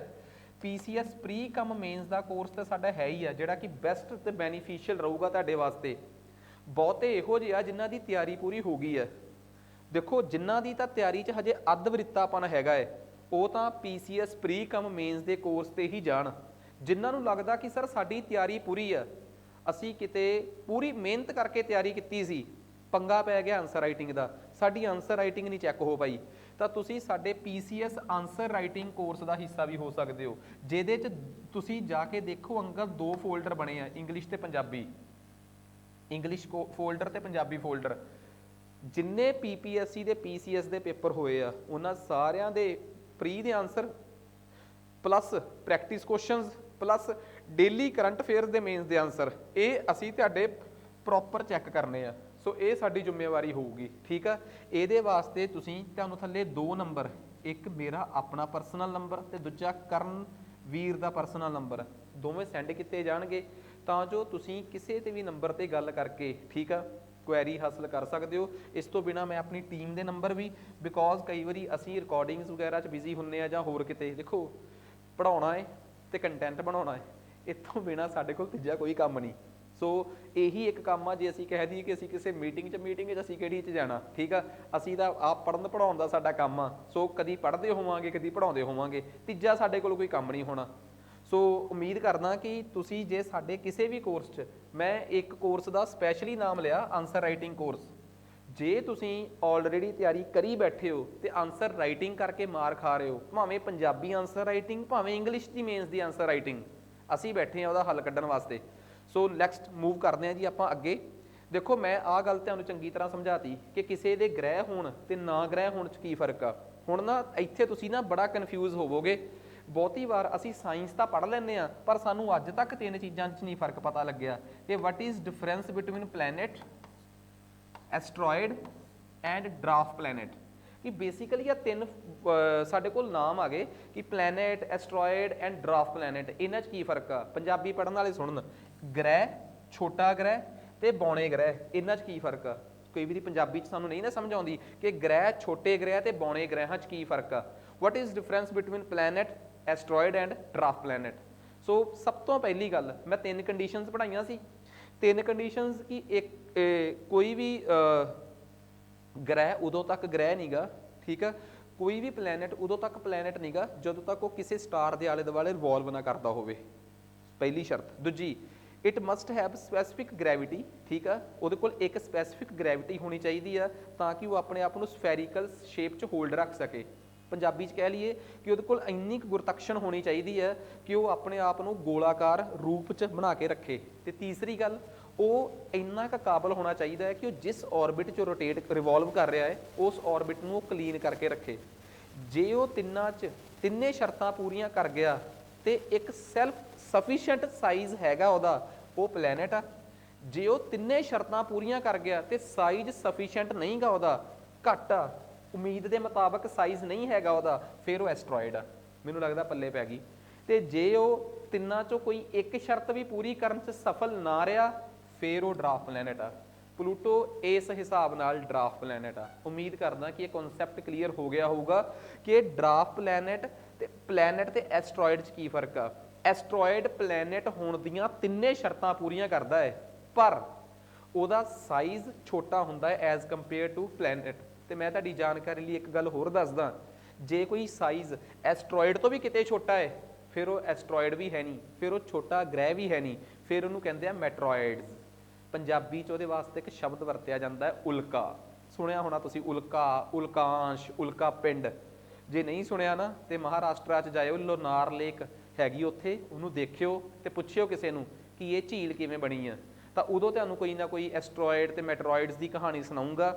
ਮੈਂ ਹਰ ਸ਼ਬਦ ਨੂੰ ਪੰਜਾਬੀ 'ਚ ਇਸ ਕਰਕੇ ਟਰਾਂਸਲੇਟ ਕਰ ਰਿਹਾ ਕਿਉਂਕਿ ਜਦੋਂ ਤੁਸੀਂ ਆਨਸਰ ਰਾਈਟਿੰਗ ਕਰਨੀ ਆ, ਤੁਹਾਡੇ ਕੋਲ ਕੋਈ ਸਾਇੰਸ ਦਾ ਸਵਾਲ ਆ ਗਿਆ, ਸਾਇੰਸ ਟੈਕ ਦਾ ਸਵਾਲ ਆ ਗਿਆ, ਅਸੀਂ ਕੀ ਕਰਦੇ ਆ, ਜਰਨਲ ਸਟੱਡੀਜ਼ ਪੇਪਰ 4 PCS ਦੇ ਵਿੱਚ ਧੋਖਾ ਖਾ ਜਾਂਦੇ ਆ, ਬਿਕੋਜ਼ ਉੱਥੇ ਆਨਸਰ ਰਾਈਟਿੰਗ 'ਚ ਸਾਨੂੰ ਸ਼ਬਦ ਹੀ ਨਹੀਂ ਲੱਭ ਪਾਉਂਦੇ ਸਾਇੰਸ ਟੈਕ ਦੇ। ਤੇ ਪੜ੍ਹਾਉਣ ਵਾਲਿਆਂ ਨੇ ਇੰਗਲਿਸ਼ ਪਾਈ ਹੁੰਦੀ ਆ, ਗੂਗਲ ਟਰਾਂਸਲੇਟ ਕਰੀ ਹੁੰਦੀ ਆ, ਪੰਜਾਬੀ 'ਚ ਸਿੱਟਤੀ ਹੁੰਦੀ ਆ, ਫਿਰ ਉੱਥੇ ਉਹ ਮੈਟਰੋਇਡ ਨੂੰ ਮੈਟਰੋਇਡ ਹੀ ਲਿਖ ਦਿੰਦੇ ਆ। ਇਹ ਸਾਡੀ ਸਮਝ ਚਾਹੀਦੀ ਆ, ਸਾਡੀ ਮੈਂਟੋਰਸ ਦੀ ਜ਼ਿੰਮੇਵਾਰੀ ਆ ਕਿ ਪੰਜਾਬੀ ਪੜ੍ਹਾਉਣ ਵਾਲਾ ਪੰਜਾਬੀ ਨਾਲ ਤੇ ਇੰਗਲਿਸ਼ 'ਚ ਪੜ੍ਹਾਉਣ ਵਾਲਾ ਇੰਗਲਿਸ਼ ਨਾਲ ਨਿਆਂ ਕਰੇ, ਠੀਕ ਆ। ਤੁਸੀਂ ਜਿੰਨੇ ਵੀ ਸਾਡੇ, ਮੈਂ ਤੁਹਾਨੂੰ ਇੰਨੀ ਜਾਣਕਾਰੀ ਦੇ ਦਾਂ, ਜਿੰਨੇ ਵੀ ਸਾਡੇ ਆਨਸਰ ਰਾਈਟਿੰਗ ਪ੍ਰੋਗਰਾਮ ਆ, ਤਾਂ ਜਿੰਨਾ ਵੀ ਉਹਦੇ 'ਚ ਆਨਸਰਸ ਨੇ ਕਰਨਵੀਰ ਲਿਖ ਰਹੇ ਆ, ਠੀਕ ਆ, ਉਹ ਆਪਣੇ UPSC ਦੇ ਆਨਸਰ ਰਾਈਟਿੰਗ ਤੇ ਤਜਰਬੇ 'ਚ ਲਿਖ ਰਹੇ ਆ। ਇਸ ਵੀਡੀਓ ਦੀ ਡਿਸਕ੍ਰਿਪਸ਼ਨ 'ਚ ਵੀ ਜਾਓਗੇ ਨਾ ਜੇ ਤੁਸੀਂ, ਤਾਂ ਤੁਸੀਂ ਸਾਡੀਆਂ ਵੀਡੀਓਜ਼ ਦੇਖੋ। ਪੰਜਾਬੀ ਵਾਲੇ ਆਨਸਰ ਬਿਲਕੁਲ ਇੰਗਲਿਸ਼ ਦਾ ਰਿਪਲੀਕਾ ਨੇ। ਉਹ ਕਿਉਂ ਰੱਖਿਆ ਇੰਗਲਿਸ਼ ਦਾ ਰਿਪਲੀਕਾ? ਤਾਂ ਕਿ ਬਿਲਕੁਲ ਐਗਜ਼ੈਕਟ ਤੁਹਾਨੂੰ ਪਤਾ ਲੱਗੇ ਕਿ ਇੰਗਲਿਸ਼ ਦੇ ਪੱਧਰ ਦੀ ਜੇ ਸੋਹਣੀ ਪੰਜਾਬੀ ਲਿਖੀ ਜਾਵੇ ਨਾ, ਨੰਬਰ ਕਦੇ ਵੀ ਨਹੀਂ ਕੱਟੇ ਜਾਂਦੇ। ਨੰਬਰ ਉਦੋਂ ਕੱਟੇ ਜਾਂਦੇ ਆ ਜਦੋਂ ਪੰਜਾਬੀ ਮੀਡੀਅਮ ਵਾਲਾ ਵਿਚਾਰਾ ਪੰਜਾਬੀ 'ਚ ਆਨਸਰ ਤਾਂ ਲਿਖ ਦਿੰਦਾ ਹੈ, ਉਹਦੀ ਆਪਣੀ ਸਮਝ ਵੀ ਬਹੁਤ ਹੁੰਦੀ ਆ, ਪਰ ਉਹਦੇ ਕੋਲ ਵੋਕੈਬਲਰੀ ਮਤਲਬ ਸ਼ਬਦ ਨਹੀਂ ਹੁੰਦੇ। ਉਹਦੀ ਸ਼ਬਦਾਵਲੀ ਕਿੰਨੇ ਬਣਾਉਣੀ ਸੀ? ਪੜ੍ਹਾਉਣ ਵਾਲਿਆਂ ਨੇ, ਕਿਤਾਬਾਂ ਨੇ। ਪੜ੍ਹਾਉਣ ਵਾਲੇ ਵੀ ਪੰਜਾਬੀ ਮਾਧਿਅਮ 'ਚ ਸਾਇੰਸ, ਇਨਵਾਇਰਮੈਂਟ, ਇਕਨੋਮਿਕਸ ਦੇ ਸ਼ਬਦ ਨਹੀਂ ਦੇ ਸਕੇ। ਉਹਨੂੰ ਦੱਸਿਆ ਹੀ ਨਹੀਂ ਕਦੀ ਕਿ ਮੁਦਰਾ ਸਫੀਤੀ ਵੀ ਕੀ ਚੀਜ਼ ਹੁੰਦੀ ਹੈ, ਉਹਨੂੰ ਦੱਸਿਆ ਹੀ ਨਹੀਂ ਕਦੀ ਕਿ ਮੁਦਰਾ ਨੀਤੀ ਕੀ ਹੁੰਦੀ ਹੈ। ਉਹ ਵਿਚਾਰਾ ਉੱਥੇ ਕਿਤੇ ਇਨਫਲੇਸ਼ਨ ਲਿਖ ਰਿਹਾ, ਕਿਤੇ ਮੋਨਿਟਰੀ ਪਾਲਿਸੀ ਲਿਖ ਰਿਹਾ, ਉੱਥੇ ਫਸ ਜਾਂਦੇ ਆ। ਸ਼ਬਦ ਥੋੜ੍ਹਾ ਮਾਰਿਆ ਮੋਨਿਟਰੀ ਪਾਲਿਸੀ, ਪਰ ਇਹ ਫਿਰ ਇੰਗਲਿਸ਼ ਆਨਸਰ ਰਾਈਟਿੰਗ 'ਚ ਹੀ ਸੱਜਦੇ ਆ, ਪੰਜਾਬੀ 'ਚ ਨਹੀਂ ਸੱਜਦੇ। इंग्लिश ते पंजाबी बिल्कुल सैग्रीगेट कर देनी चाहिए है, दोवां 'च कोई कन्फ्यूजन नहीं रहनी चाहिए। हाँ पढ़ाउण वेले असीं बाईलिंगुअल कितां है, जे तुहानूं लगे कि साडे पढ़ाउण 'च किते कमी है तुसीं सानूं दसो कि बई तुसीं पंजाबी पढ़ा रहे सी ते इंग्लिश तुसीं उहनूं एलैबोरेट नहीं किता जां तुसीं उहनूं इंग्लिश 'च एक्सप्लेन नहीं करिया। हर एक चीज़ जिहड़ी आ सिर मत्थे आ, हर एक चीज़ तुहानूं दसांगे कि आह चीज़ असीं किवें क्यों एक्सप्लेन कर रहे हैं। सो अगे चलदे आं आपां। ਜਿਹੜਾ ਚੀਜ਼ ਜਿਹੜਾ ਪਲੈਨਟ ਦੀਆਂ ਤਿੰਨੇ ਡੈਫੀਨੇਸ਼ਨਾਂ ਪੂਰੀਆਂ ਤਿੰਨੇ ਕੰਡੀਸ਼ਨਾਂ ਪੂਰੀਆਂ ਕਰ ਗਿਆ, ਸਾਈਜ਼ 'ਚ ਵੱਡਾ ਹੈ ਪਲੈਨਟ, ਸਾਈਜ਼ 'ਚ ਛੋਟਾ ਹੈ ਐਸਟਰੋਇਡ ਤੇ ਸਾਈਜ਼ 'ਚ ਹੋਰ ਛੋਟਾ ਹੈ ਮੈਟਰੋਇਡ, ਗ੍ਰਹਿ ਛੋਟਾ ਗ੍ਰਹਿ ਤੇ ਉਲਕਾ। ਤੇ ਜੇ ਉਹ ਤਿੰਨਾਂ 'ਚੋਂ ਇੱਕ ਕੰਡੀਸ਼ਨ ਵੀ ਛੱਡ ਗਿਆ, ਜਿਵੇਂ ਕਿ ਪਲੂਟੋ ਛੱਡ ਗਿਆ ਸੀਗਾ, ਉਹਦਾ ਔਰਬਿਟ ਕਲੀਨ ਨਹੀਂ ਸੀਗਾ। ਵਜ੍ਹਾ ਉਹਦੀ ਔਰਬਿਟ 'ਚ ਹੋਰ ਛੋਟੇ ਛੋਟੇ ਕਈ ਪਦਾਰਥ ਪਾਏ ਗਏ, ਜਿਨ੍ਹਾਂ ਨੂੰ ਬਾਅਦ 'ਚ ਕਿਊਪਰ ਬੈਲਟ ਦੇ ਕਈ ਪਦਾਰਥ ਦੱਸਿਆ ਗਿਆ। इस करके वो तीसरी कंडीशन अपनी ऑर्बिट क्लीयर वाली कंडीशन च फेल हो गया, इस करके वो बौने ग्रह की कैटेगरी च आ गया, इंग्लिश च कहते हैं ड्राफ्ट प्लैनेट। उम्मीद करदा कि समझ आ गई होगी। चलो जी अगे चलते हैं आपां हुण। आ सारी कहानी तुहानूं उही क्लीयर करती मैं, ठीक है। आ मैं तुहानूं दस्सिया जिहड़े हुण ग्रह बने, हुण जिहड़ा बंदा तां नैबूलर सिद्धांत जिहड़ा लैमूलर दे सिद्धांत नूं मन गया, नैबूलर थ्योरी जिहड़ी कि लैपलेस ने दित्ती सी, मैं हमेशा कहना हुन्ना कि लैपलेस नाम के विग्यानी की कदर करो, ठीक है। ਜਿਹੜੇ ਸਮਿਆਂ 'ਚ ਨਿਊਟਨ ਦਾ ਦਬਦਬਾ ਸੀ ਨਾ, ਉਹਨੇ ਨਿਊਟਨ ਦੇ ਦਬਦਬੇ ਨੂੰ ਕੱਟ ਕੇ ਸਾਊਂਡ ਦੀ ਸਪੀਡ ਨੂੰ ਕਰੈਕਟ ਕੀਤਾ ਸੀ। ਮੌਕੇ ਤੇ ਛਿੱਤਰ ਪਏ ਸੀ, ਪਰ ਬਾਅਦ 'ਚ ਦੁਨੀਆ ਉਹਨੂੰ ਮੰਨਦੀ ਆ। ਇਹ ਚੀਜ਼ ਮੈਂ ਸਾਊਂਡ ਵਾਲੇ ਚੈਪਟਰ 'ਚ ਸਮਝਾਈ ਹੋਈ ਆ, ਠੀਕ ਆ, ਬਿਕੋਜ਼ ਹਰ ਇੱਕ ਸਬਜੈਕਟ ਪੇਪਰ 'ਚ ਓਨਾ ਹੀ ਇਕੁਅਲੀ ਇੰਪੋਰਟੈਂਟ ਆ। ਲੈਪਲੇਸ ਨੇ ਜਦੋਂ ਆਪਣੀ ਇਹ ਥਿਊਰੀ ਦਿੱਤੀ कि यूनीवर्स का जी बिग बैंग की थ्योरी नाल बन गया, पर इस प्लैनेट के बनने की कहानी, सोलर सिस्टम के बनने की कहानी, सूरज के बनने की कहानी जिहड़ी आ वो अज तो 4.6 बिलियन साल पहला रची गई है। वो कहानी की शुरुआत अज तो 5.6 बिलियन साल पहला हुई तो खत्म हुई 4.6 बिलियन साल पहला, जदों एक वड्डा बदल का एक वड्डा हिस्सा सूरज बन गया तो बाकी वो दुआले घूमन लग पिया। कदी एक बाल्टी बकेट लो, ਉਹਦੇ 'ਚ ਰੇਤ ਸੈਂਡ ਪਾਓ, ਅੱਧੀ ਬਾਲਟੀ ਪਾਣੀ ਦੀ ਭਰੋ, ਉੱਪਰੋਂ ਬਾਲਟੀ ਨੂੰ ਰੱਸੀ ਨਾਲ ਬੰਨ੍ਹ ਕੇ ਉੱਪਰ ਇੱਕ ਤਾਰ ਨਾਲ ਬੰਨ੍ਹ ਦਿਓ, ਘੁਮਾ ਦਿਓ, ਰੇਤਾ ਸੈਂਟਰ 'ਤੇ ਇਕੱਠਾ ਹੋ ਜਾਊਗਾ ਜਦੋਂ ਉਹਨੂੰ ਘੁਮਾਓਗੇ। ਉਹਦੀ ਵਜ੍ਹਾ ਇਹ ਆ ਕਿ ਜਦੋਂ ਕੋਈ ਬੱਦਲ ਘੁੰਮਦਾ ਨਾ ਤਾਂ ਸੰਘਣੀਆਂ ਚੀਜ਼ਾਂ ਨੇੜੇ ਇਕੱਠੀਆਂ ਹੋ ਜਾਂਦੀਆਂ। ਇਸੇ ਕਰਕੇ ਸੂਰਜ ਦੇ ਨੇੜੇ ਜਿਹੜੇ 4 ਗ੍ਰਹਿ ਪਾਏ ਗਏ, ਇਹ ਇੰਨੇ ਕੁ ਸੰਘਣੇ ਸੀਗੇ ਕਿ ਇਹ ਚਟਾਨਾਂ ਦੇ ਬਣੇ ਹੋਏ ਆ। ਲੋਕ ਇਹਨਾਂ ਨੂੰ ਚਟਾਨੀ ਗ੍ਰਹਿ ਇੰਗਲਿਸ਼ 'ਚ ਕਹਿੰਦੇ ਆ ਟੈਰੈਸਟਰੀਅਲ ਪਲੈਨੇਟਸ। ਬਾਹਰਲੇ ਗ੍ਰਹਿ ਖੁੱਲੇ ਸੀਗੇ, ਮੋਟੇ ਸੀ ਸਾਈਜ਼ 'ਚ, ਗੈਸਾਂ ਦੇ ਬਣੇ ਹੋਏ ਸੀਗੇ, ਇਹਨਾਂ ਨੂੰ ਕਿਹਾ ਜਾਂਦਾ ਹੈ ਗੈਸ਼ੀਅਸ ਪਲੈਨੇਟਸ, ਜੋਵੀਅਨ, ਬਿਕੋਜ਼ ਇਹ ਜੂਪੀਟਰ ਨੂੰ ਫੋਲੋ ਕਰਦੇ ਆ। ਸੋ ਇਹ ਮਗਰਲੇ 4 ਗ੍ਰਹਿ ਸਾਈਜ਼ 'ਚ ਵੱਡੇ ਆ, ਸਾਈਜ਼ 'ਚ ਵੱਡੇ ਆ ਪਹਿਲੀ ਗੱਲ। ਦੂਜੀ ਗੱਲ ਗੈਸਾਂ ਦੇ ਬਣੇ ਹੋਏ ਆ। ਤੀਜੀ ਗੱਲ ਇਹਨਾਂ 'ਤੇ ਕੋਈ ਸਪੇਸ ਕਰਾਫਟ ਲੈਂਡ ਨਹੀਂ ਕਰ ਸਕਦਾ। ਉਹ ਗੈਸ 'ਤੇ ਕੀ ਲੈਂਡ ਕਰਾ ਲੋਗੇ ਤੁਸੀਂ। ਸੋ ਜੇ ਸਾਨੂੰ ਕੋਈ ਪੁੱਛੇ ਕਿ ਸਰ ਪਹਿਲੇ 4 ਗ੍ਰਹਿਆਂ ਤੇ ਮਗਰਲੇ 4 ਗ੍ਰਹਿਆਂ 'ਚ ਕੀ ਫਰਕ ਆ, ਉਹ ਜਿਹਨੂੰ ਲੈਪਲੇਸ ਦੀ ਨੈਬੂਲਰ ਥਿਊਰੀ ਆ ਗਈ ਉਹ ਬਈ ਦੱਸ ਦੂਗਾ ਕਿ ਕੀ ਫਰਕ ਆ। ਸ਼ੁਰੂ ਵਾਲੇ 4 ਗ੍ਰਹਿ ਤੇ ਮਗਰਲੇ 4 ਗ੍ਰਹਿ, ਪਹਿਲੀ ਗੱਲ ਪੱਥਰਾਂ ਦੇ ਬਣੇ ਆ, ਇਹ ਗੈਸਾਂ ਦੇ ਬਣੇ ਆ। ਇਹਨਾਂ 'ਚ ਸੋਲਿਡ ਸਰਫੇਸ ਹੈਗਾ, ਇਹਨਾਂ ਦੀ ਸਤ੍ਹਾ ਜਿਹੜੀ ਆ ਉਹ ਠੋਸ ਨਹੀਂ ਹੈਗੀ। ਇਹਨਾਂ ਦੇ ਉੱਪਰ ਸਪੇਸਸ਼ਿਪ ਲੈਂਡ ਕਰ ਸਕਦਾ ਹੈ, ਇਹਨਾਂ 'ਤੇ ਸਪੇਸਸ਼ਿਪ ਲੈਂਡ ਨਹੀਂ ਕਰ ਸਕਦਾ। ਛੋਟੇ ਹੁੰਦੇ ਆ, ਪੱਥਰੀਲੇ ਹੋਣ ਕਰਕੇ ਗੈਸ ਦੇ ਆਪਣੇ ਰੈਲੇਟਿਵਲੀ ਹਾਈ ਲਾਰਜ ਸਾਈਜ਼ ਕਰਕੇ ਗੈਸਾਂ ਖੁੱਲੀਆਂ ਹੁੰਦੀਆਂ ਹੈ, ਉਹਨਾਂ ਦੇ ਵਿਚਲੇ ਮੋਲੀਕਿਊਲਸ ਦੂਰ ਹੁੰਦੇ ਆ, ਉਹਨਾਂ ਦੇ ਕਣ ਜਿਹੜੇ ਆ ਦੂਰ ਹੁੰਦੇ ਆ, ਇਸ ਕਰਕੇ ਜੀ ਇਹ ਸਾਈਜ਼ 'ਚ ਵੱਡੇ ਆ। ਸੋ ਸਭ ਤੋਂ ਪਹਿਲਾਂ ਮੈਂ ਇਹ ਵੀ ਦੱਸਤਾ, ਕਿਉਂਕਿ ਅਸਲ 'ਚ ਇਹ ਸਾਰਾ ਕੁਝ ਮੈਂ ਤਾਂ ਸਮਝਾ ਪਾ ਰਿਹਾ ਤੁਹਾਨੂੰ ਕਿਉਂਕਿ ਮੈਂ ਤੁਹਾਨੂੰ ਇਹ ਗੱਲ ਦੱਸਣ 'ਚ ਸਫਲ ਹੋ ਗਿਆ ਕਿ ਨੈਬੂਲਰ ਥਿਊਰੀ ਕੀ ਆ। ਮਤਲਬ ਮੈਂ ਤੁਹਾਨੂੰ ਇਹ ਗੱਲ ਹਿੱਟ ਕਰਵਾਤੀ ਕਿ ਇਹ ਅਸਲ 'ਚ ਘੁੰਮਦੇ ਹੋਏ ਬਣੇ ਕਿਵੇਂ ਆ, ਇੱਕ ਬੱਦਲ 'ਚੋਂ ਕਿਵੇਂ ਨਿਕਲ ਕੇ ਆਏ। ਤੇ ਮੈਂ ਤੁਹਾਨੂੰ ਇੱਕ ਗੱਲ ਦੱਸਦਾ, ਸੂਰਜ ਜਿਹੜਾ ਸੀਗਾ ਉਹਦੇ 'ਚੋਂ ਬਾਕੀ ਸਾਰੀਆਂ ਚੀਜ਼ਾਂ ਟੁੱਟਣੀਆਂ 5 ਤੋਂ 6 ਬਿਲੀਅਨ ਸਾਲ ਪਹਿਲਾਂ ਸ਼ੁਰੂ ਹੋਈਆਂ ਸੀ ਤੇ ਖਤਮ ਹੋਈਆਂ 4.6 ਬਿਲੀਅਨ ਸਾਲ ਪਹਿਲਾਂ। ਸੂਰਜ ਆਪ ਉਸ ਬੱਦਲ ਦਾ 99% ਹਿੱਸਾ ਹੈ ਤੇ ਸੂਰਜ ਇੱਕੋ ਦਮ ਸੂਰਜ ਨਹੀਂ ਸੀ ਬਣ ਗਿਆ। ਉਹ ਬੱਦਲ ਜਦੋਂ ਸੁੰਗੜਦਾ ਹੋਰ ਸੁੰਗੜੀ ਗਿਆ ਨਾ, ਜਿਵੇਂ ਬੱਦਲ ਸੁੰਗੜਦਾ ਛੋਟਾ ਹੁੰਦਾ ਗਿਆ, ਸੁੰਗੜਨ ਕਰਕੇ ਉਹਦੇ ਅੰਦਰ એનર્ਜੀ ਪੈਦਾ ਹੁੰਦੀ ਗਈ ਤੇ ਇੰਨੀ એનર્ਜੀ ਪੈਦਾ ਹੋ ਗਈ, ਤੁਹਾਡੇ 'ਚੋਂ ਸੁਣਿਆ ਹੋਣਾ ਕਿਸੇ ਨੇ ਕਿ 2 ਤਰੀਕੇ ਦੀਆਂ ਨਿਊਕਲੀਅਰ ਰਿਐਕਸ਼ਨਾਂ ਹੁੰਦੀਆਂ, ਇੱਕ ਫਿਊਜ਼ਨ ਤੇ ਇੱਕ ਫੀਜ਼ਨ। ਠੀਕ ਆ, ਸੰਗੇ ਦੇ ਗਾਣੇ ਤੋਂ ਅਸੀਂ ਇਹਨਾਂ 'ਤੇ ਜਾਣਦੇ ਹਾਂ ਨਾ ਕਿ ਲਿਟਲ ਬੋਏ ਵਾਂਗ ਨਾ ਚੱਲਦਾ। ਉਹ ਬੇਸਿਕਲੀ ਲਿਟਲ ਬੋਏ ਸੀਗਾ ਕਿ ਲਿਟਲ ਬੋਏ ਤੇ ਫੈਟਮੈਨ 2 ਐਟੋਮਿਕ ਬੰਬ ਸੀ ਜੇ ਨਿਊਕਲੀਅਰ ਫੀਜ਼ਨ 'ਤੇ ਆਧਾਰਿਤ ਸੀਗੇ।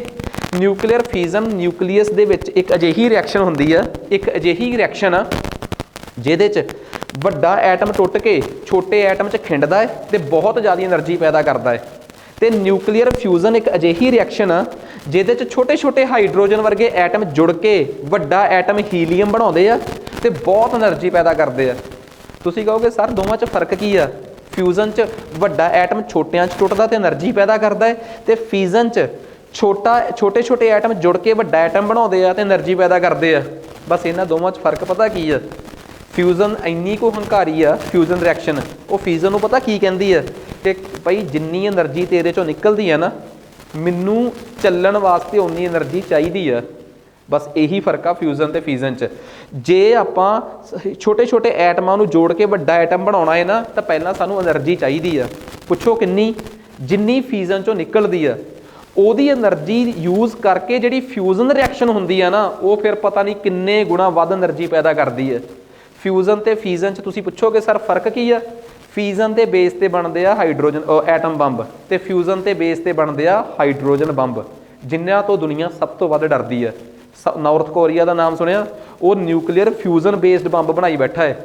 ਤੇ ਜੇ ਤੁਹਾਡੇ ਚੋਂ ਕਿਸੇ ਨੇ ਪੁੱਛ ਲਿਆ ਕਿ ਸਰ ਸਨ ਦੇ ਵਿੱਚ ਕਿਹੜੀ ਰਿਐਕਸ਼ਨ ਹੁੰਦੀ ਆ, ਤੁਸੀਂ ਫੱਟ ਕਹਿ ਦੋਗੇ ਕਿ ਫਿਊਜ਼ਨ ਹੁੰਦੀ ਆ, ਛੋਟੇ ਛੋਟੇ ਹਾਈਡਰੋਜਨ ਐਟਮ ਜੁੜ ਕੇ ਹੀਲੀਅਮ ਬਣਾਉਂਦੇ ਆ। ਤੁਸੀਂ ਕਹੋਗੇ ਸਰ ਫਿਰ ਇਹ ਤਾਂ ਦੱਸੋ ਕਿ ਫਿਊਜ਼ਨ ਹੋਣ ਵਾਸਤੇ ਤਾਂ ਪਹਿਲਾਂ ਬਹੁਤ ਸਾਰੀ એનર્ਜੀ ਚਾਹੀਦੀ ਸੀ, ਉਹ ਕਿੱਥੋਂ ਆਈ? ਹੋਰ ਤੱਕ ਮੈਂ ਪੜ੍ਹਾ ਕੀ ਰਿਹਾ ਕਿ ਉਹ ਬੱਦਲ ਜਿਵੇਂ ਜਿਵੇਂ ਛੋਟਾ ਹੁੰਦਾ ਗਿਆ, ਉਹਦੇ ਸੁੰਗੜਨ ਕਰਕੇ ਇੰਨੀ એનર્ਜੀ ਪੈਦਾ ਹੋਈ ਕਿ ਉਹਦੇ ਕਰਕੇ ਫਿਊਜ਼ਨ ਦੀ ਰਿਐਕਸ਼ਨ ਸ਼ੁਰੂ ਹੋ ਗਈ। ਤਾਂ ਹੀ ਸੂਰਜ ਅੱਜ ਤੱਕ ਫਿਊਜ਼ਨ ਕਰ ਰਿਹਾ ਹੈ। ਤੇ ਜਦੋਂ ਤੱਕ ਉਹਦੇ ਅੰਦਰਲੀ ਸਾਰੀ ਹਾਈਡਰੋਜਨ ਹੀਲੀਅਮ 'ਚ ਕਨਵਰਟ ਨਹੀਂ ਹੋ ਜਾਂਦੀ ਫਿਊਜ਼ਨ ਕਰ ਕਰਕੇ, ਉਦੋਂ ਤੱਕ ਤੁਹਾਨੂੰ ਕੋਈ ਖਤਰਾ ਨਹੀਂ। ਤੇ ਕਿੰਨਾ ਕੁ ਚਿਰ ਚੱਲੂਗਾ? ਬਸ ਮੰਨ ਕੇ ਚੱਲੋ ਕਿ ਤੁਹਾਡੇ ਪੇਪਰ ਵੀ ਹੋ ਜਾਣਗੇ, ਆਪਣੇ 60 ਸਾਲ ਦੀ ਜੌਬ ਵੀ ਪੂਰੀ ਹੋ ਜਾਊਗੀ, ਕਈ ਹਜ਼ਾਰਾਂ ਲੱਖਾਂ ਸਾਲ ਤੱਕ ਹਜੇ ਸਾਨੂੰ ਕੋਈ ਖਤਰਾ ਨਹੀਂ। ਉਮੀਦ ਕਰਦਾ ਕਿ ਤੁਹਾਨੂੰ ਮੇਰੀ ਇਸ ਛੋਟੀ ਜਿਹੀ ਕਹਾਣੀ 'ਚ ਪੂਰੇ ਦਾ ਪੂਰਾ ਸੋਲਰ ਸਿਸਟਮ ਦੀ ਬਣਤਰ ਸਮਝ ਆ ਗਈ ਹੋਊਗੀ ਕਿ ਸੋਲਰ ਸਿਸਟਮ ਬਣਿਆ ਕਿਵੇਂ ਆ। ਸਾਨੂੰ ਇਹਦੀ ਪੂਰੀ ਸਟੋਰੀ ਕਲੀਅਰ ਹੋਣੀ ਚਾਹੀਦੀ ਹੈ। ਆ ਜਾਓ ਹੁਣ ਜੇ ਕੋਈ ਮੈਨੂੰ ਪੁੱਛੇ ਕਿ ਬਈ ਟੈਰੈਸਟਰੀਅਲ ਤੇ ਇਹਨਾਂ 'ਚ ਫਰਕ ਆ, ਦੇਖੋ ਸੂਰਜ ਦੇ ਨੇੜੇ ਆ, ਸੂਰਜ ਦੇ ਦੂਰ ਆ, ਇਹ ਤਾਂ ਹੁਣ ਦੱਸਣ ਦੀ ਲੋੜ ਨਹੀਂ। ਅੱਗੇ ਆਪਣੇ ਕੋਲ ਗੱਲ ਰਹਿ ਗਈ, ਕਿਉਂਕਿ ਹੁਣ ਨਾ ਇੱਕ ਗੱਲ ਹੋਰ, ਤੁਸੀਂ ਕਹੋਗੇ ਸਰ ਆ ਬੜੇ ਫੈਕਟ ਜੇ ਲਿਖੇ ਹੋਏ ਆ, ਕੀ ਇਹ PPSC ਵਾਸਤੇ ਰੈਲੀਵੈਂਟ ਆ? ਤੁਸੀਂ ਨਾ PPSC ਦੇ 3-4 ਪੇਪਰ ਨੋਟ ਕਰੋ, ਮੈਂ ਪੇਪਰਾਂ ਦੇ ਨਾਮ ਉਂਗਲਾਂ ਤੇ ਗਿਣਾਉਣਾ ਤੁਹਾਨੂੰ ਹੁਣ। PPSC ਦੇ 2022 ਦੇ, ਠੀਕ ਆ, ਜਦੋਂ ਮੈਂ ਵੀਡੀਓ ਬਣਾ ਰਿਹਾ ਤਾਂ ਮੈਂ 2023 'ਚ ਆ, ਪਰ ਜੇ ਮੈਂ 2022 ਦੇ PPSC ਦੇ ਪੇਪਰ ਦੇਖਾਂ, ਮੈਂ ਉਂਗਲਾਂ ਤੇ ਨਾਂ ਰੱਖਦਾ Naib Tehsildar, cooperative inspector, additional district attorney, deputy district attorney.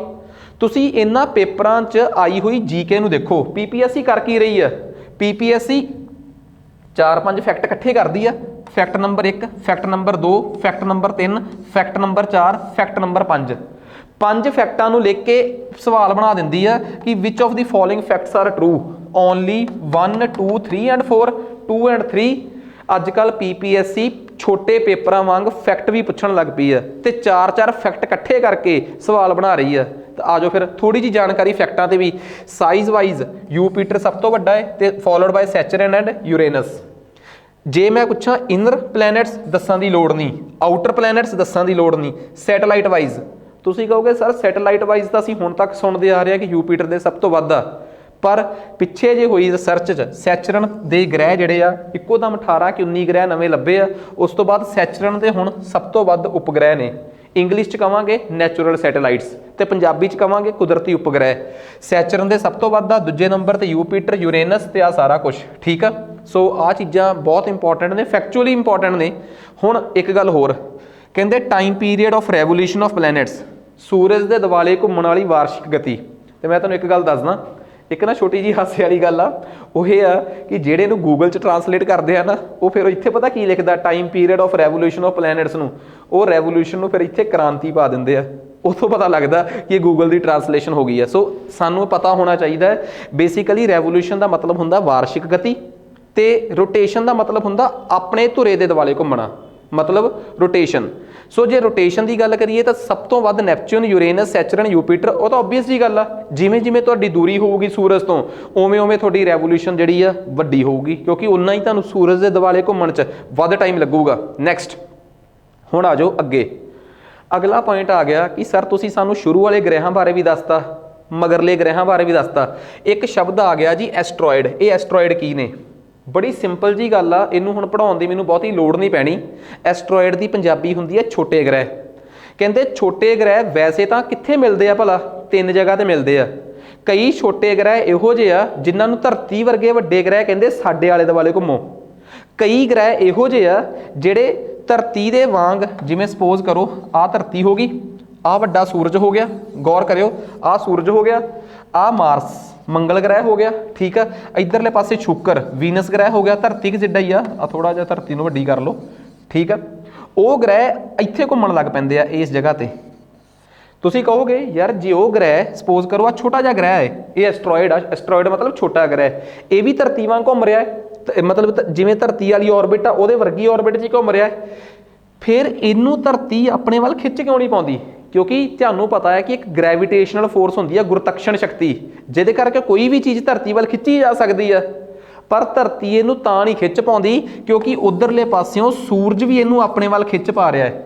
तो दोवां दा नैट असर आ जिहड़ा, दोवां दी जिहड़ी नैट ग्रैविटेशन आ वो इत्थे जीरो आ, दोवां दी खिच नैट जीरो हो जाती है।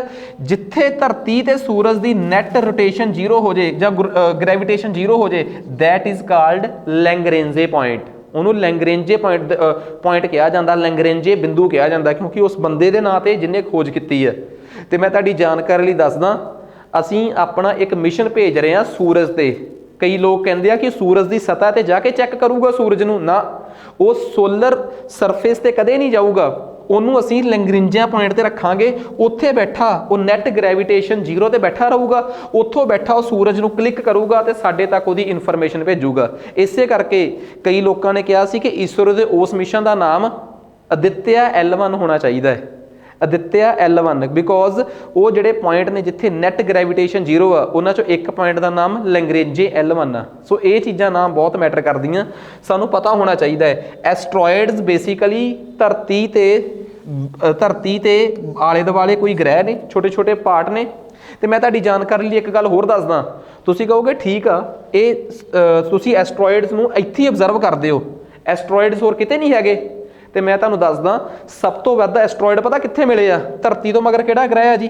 मार्स। तो मार्स तो मगर किहड़ा है? यूपीटर। मार्स ते यूपीटर दे विच तां इन्हां दी बेल्ट ही मिल गई पूरी। सो लोकां नूं ऐ लगदा कि एस्ट्रॉयड सिर्फ इस बेल्ट च आ, ना, एस्ट्रॉयड मोटे तौर ते 3 जगह ते आ। किहड़े? आ जाओ मैं तिन्हां बारे एलैबोरेट करदा। कहंदे जी सब तो मेन एस्ट्रॉयड तां मिलदे आ बेल्ट च, छोटे ग्रहां दी एक विशेष बेल्ट है एक, जिहड़ी मार्स ते यूपीटर दे विच आ। दूजे नंबर ते आ गए ट्रोजनस।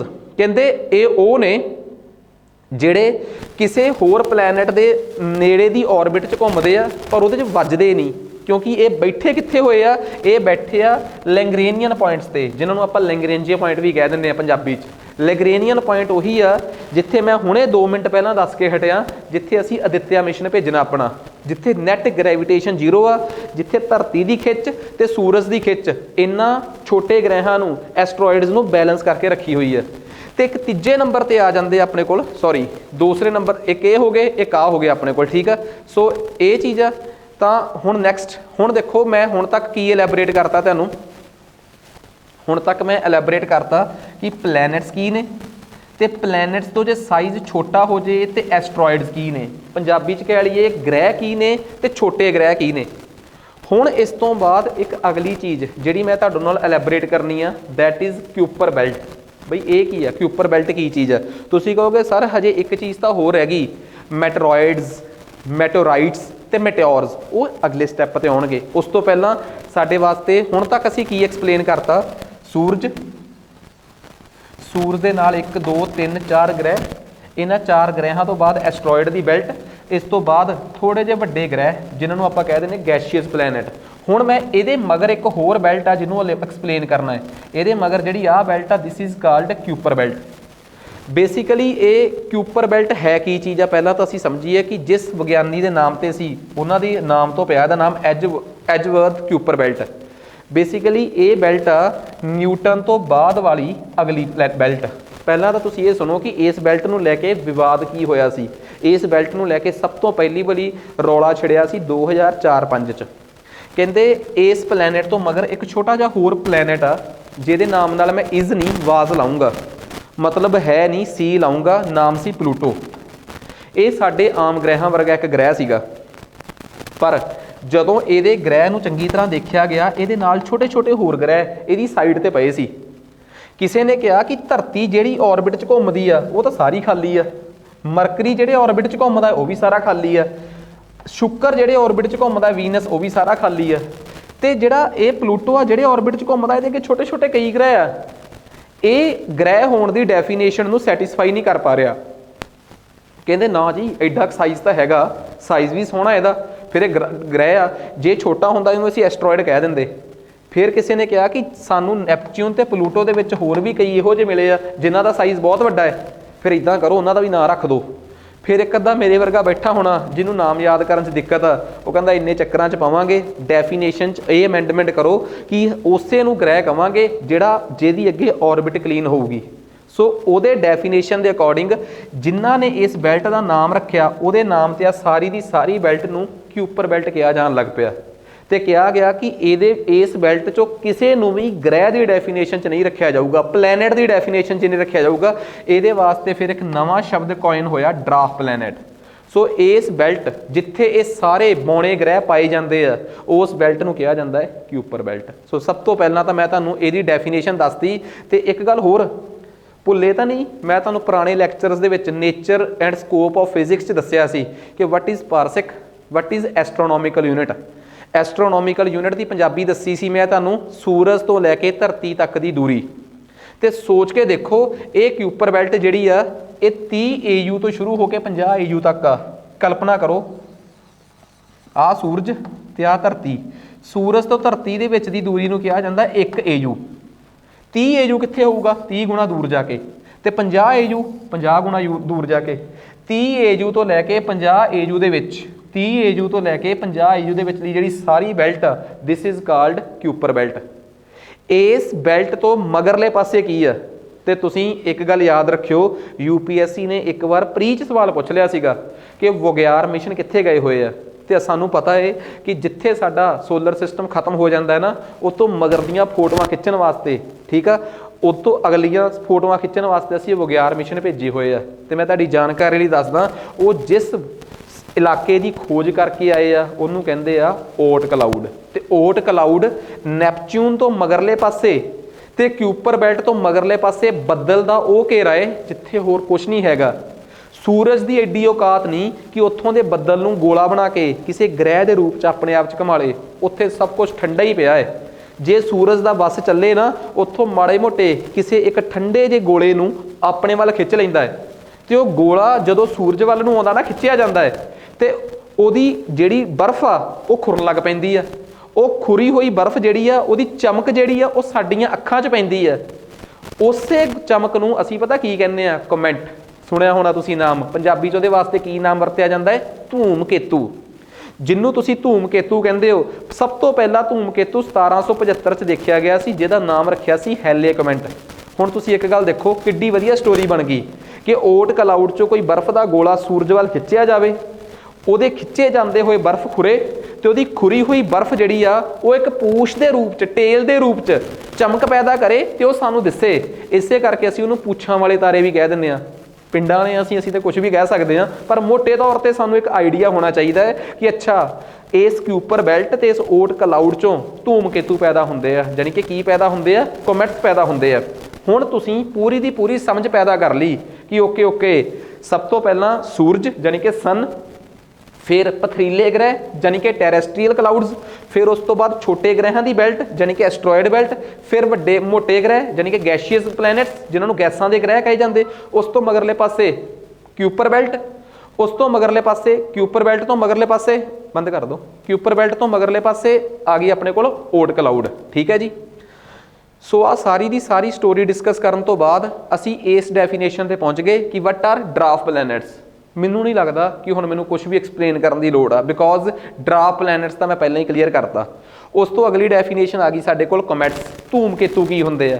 ਤੇ ਮੈਨੂੰ ਹੁਣ ਇਹ ਵੀ ਨਹੀਂ ਲੋੜ ਸਮਝਦਾ ਮੈਂ ਕਿ ਧੂਮਕੇਤੂ ਡਿਫਾਈਨ ਕਰਾਂ।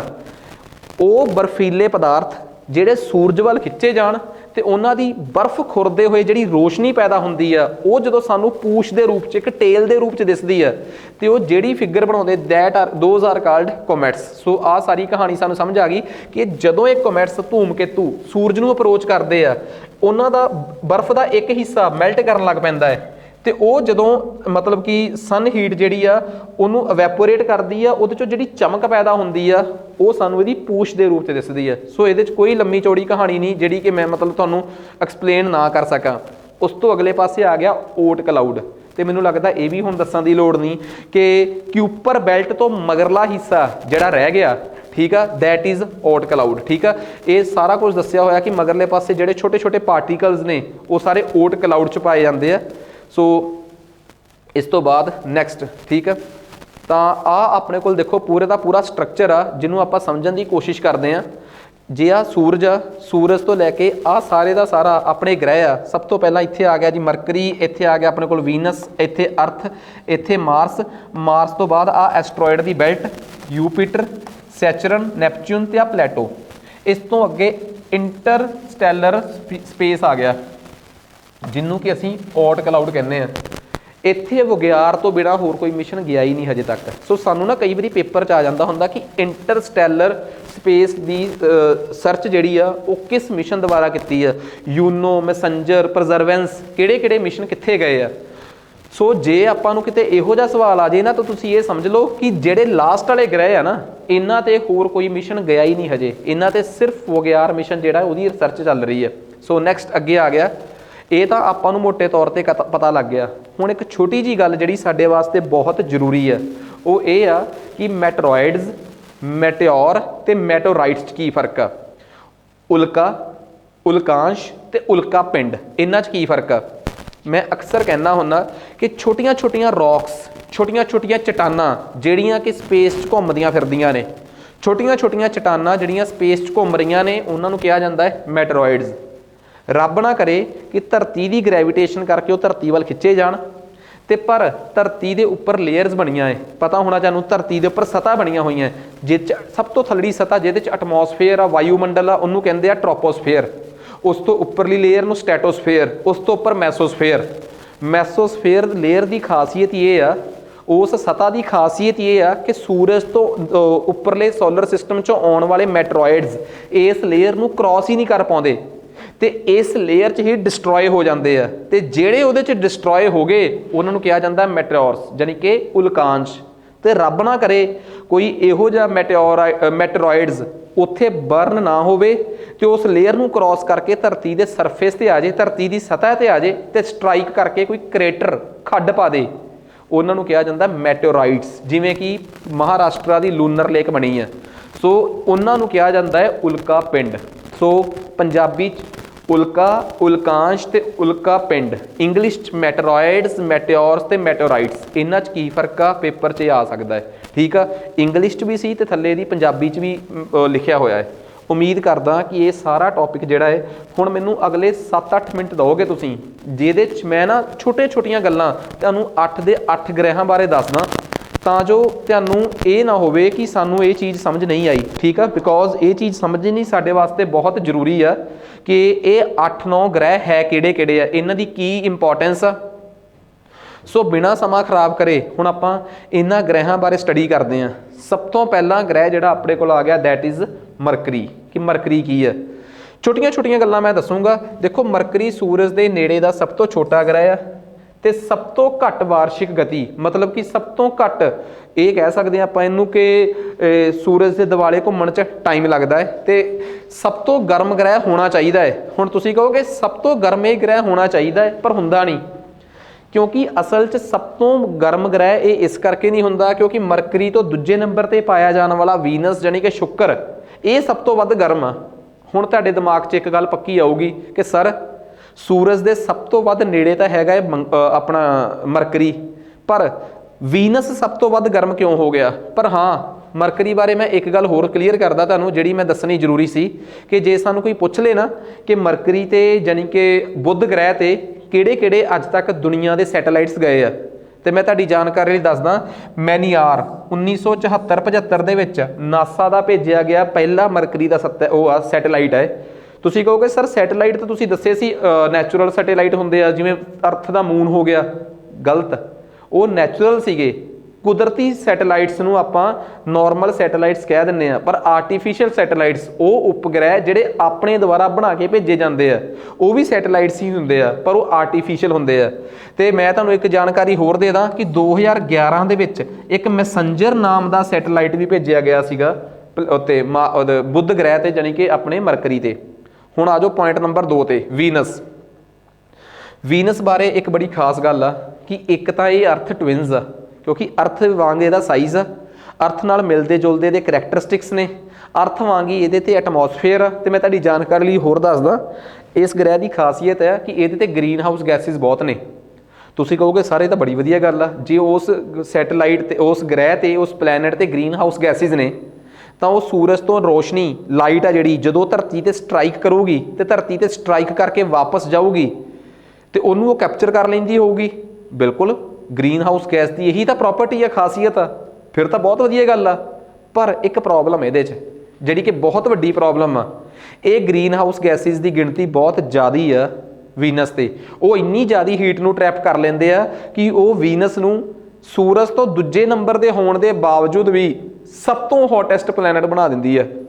ਸੋ ਵੀਨਸ ਨੂੰ ਲੈ ਕੇ ਜੇ ਪੇਪਰ 'ਚ ਆ ਗਿਆ ਤਾਂ ਤੁਸੀਂ ਆਹ ਚੀਜ਼ ਜ਼ਰੂਰ ਡਿਸਕਸ ਕਰਨੀ ਆ, ਕਿਉਂਕਿ ਇਹਦਾ ਜਿਹੜਾ ਐਟਮੋਸਫੇਅਰ ਆ ਉਹ ਬਹੁਤ ਹੈਵੀ ਗ੍ਰੀਨ ਹਾਊਸ ਗੈਸਿਸ, ਜਿਨ੍ਹਾਂ 'ਚ ਕੀ ਆਪਣੇ 'ਚ ਕਾਰਬਨ ਡਾਈਆਕਸਾਈਡ ਹੋ ਗਿਆ, ਨਾਈਟ੍ਰੋਜਨ ਹੋ ਗਿਆ, ਸਲਫਿਊਰਿਕ ਐਸਿਡ ਵਰਗੀਆਂ ਗੈਸਾਂ ਤੋਂ ਬਣਿਆ ਹੋਇਆ ਹੈ। ਠੀਕ ਆ, ਤਾਂ ਇਹਦੇ ਤੇ ਮੈਗੇਲਨ ਨਾਮ ਦਾ ਮਿਸ਼ਨ ਗਿਆ ਸੀ। ਤੇ ਮੈਂ ਤੁਹਾਡੀ ਜਾਣਕਾਰੀ ਲਈ ਦੱਸਦਾ, ਇੰਡੀਆ 2024 'ਚ, ਇੰਡੀਆ ਛੱਡੋ, ਇੰਡੀਆ ਦੀ ISRO, Indian space research organisation, ਠੀਕ ਆ, ਭਾਰਤੀ ਪੁਲਾੜ ਖੋਜ ਸੰਸਥਾਨ, ਇੱਥੇ ਆਪਣਾ ਇੱਕ ਸੈਟੇਲਾਈਟ ਭੇਜਣ ਜਾ ਰਿਹਾ ਹੈ, ਆਰਟੀਫੀਸ਼ੀਅਲ ਸੈਟੇਲਾਈਟ ਭੇਜਣ ਜਾ ਰਿਹਾ, ਦੈਟ ਇਜ਼ ਸ਼ੁਕਰਯਾਨ, ਜਿਹੜਾ ਕਿ ਸਾਨੂੰ ਵੀਨਸ ਦੀ ਸਟੱਡੀ ਕਰਕੇ ਆਊਗਾ। ਨੈਕਸਟ ਉਸ ਤੋਂ ਬਾਅਦ ਆ ਗਿਆ ਜੀ ਸਾਡੀ ਪਿਆਰੀ ਧਰਤੀ। ਪੇਪਰ 'ਚ ਕਈ ਵਾਰੀ ਪੁੱਛਿਆ ਜਾ ਸਕਦਾ ਹੈ ਕਿ ਸੂਰਜ ਤੋਂ ਧਰਤੀ ਦੀ ਦੂਰੀ ਕਿੰਨੀ ਆ। ਇੱਕ ਐਸਟਰੋਨੋਮੀਕਲ ਯੂਨਿਟ ਦੱਸਣ ਦੀ ਲੋੜ ਆ ਨਹੀਂ, ਹੁਣ ਦੀ ਲੋੜ, ਕਿਉਂਕਿ ਤੁਹਾਨੂੰ ਸਮਝ ਆ ਗਿਆ। ਸੋ ਅਰਥ ਵੀ ਐਂਟੀ ਕਲੌਕਵਾਈਜ਼, ਮੈਂ ਦੱਸਿਆ ਨਾ, ਇੱਕ ਵੀਨਸ ਹੀ ਉਲਟ ਬਿਹੇਵ ਕਰਦਾ ਹੈ, ਇੱਕ ਵੀਨਸ ਤੇ ਇੱਕ ਯੂਰੇਨਸ ਕਲੌਕਵਾਈਜ਼ ਘੁੰਮਦੇ ਆ, ਬਾਕੀ ਸਾਰੇ ਸੈਟੇਲਾਈਟਸ ਐਂਟੀ ਕਲੌਕਵਾਈਜ਼। ਤੇ ਧਰਤੀ ਦੇ ਐਟਮੋਸਫੇਅਰ ਬਾਰੇ ਜਾਣਨ ਦੀ ਕੀ ਲੋੜ ਆ ਤੁਹਾਨੂੰ? 78% ਨਾਈਟ੍ਰੋਜਨ, 21% ਆਕਸੀਜਨ ਤੇ ਬਾਕੀ ਛੋਟੀਆਂ-ਛੋਟੀਆਂ ਗੈਸਿਸ। ਇੰਪੋਰਟੈਂਟ ਗੱਲ ਕੀ ਆ, ਅਰਥ ਦਾ ਆਪਣਾ ਇੱਕੋ ਮੂਨ ਆ, ਦੈਟ ਇਜ਼ ਸੈਟੇਲਾਈਟ ਆ, ਦੈਟ ਇਜ਼ ਮੂਨ।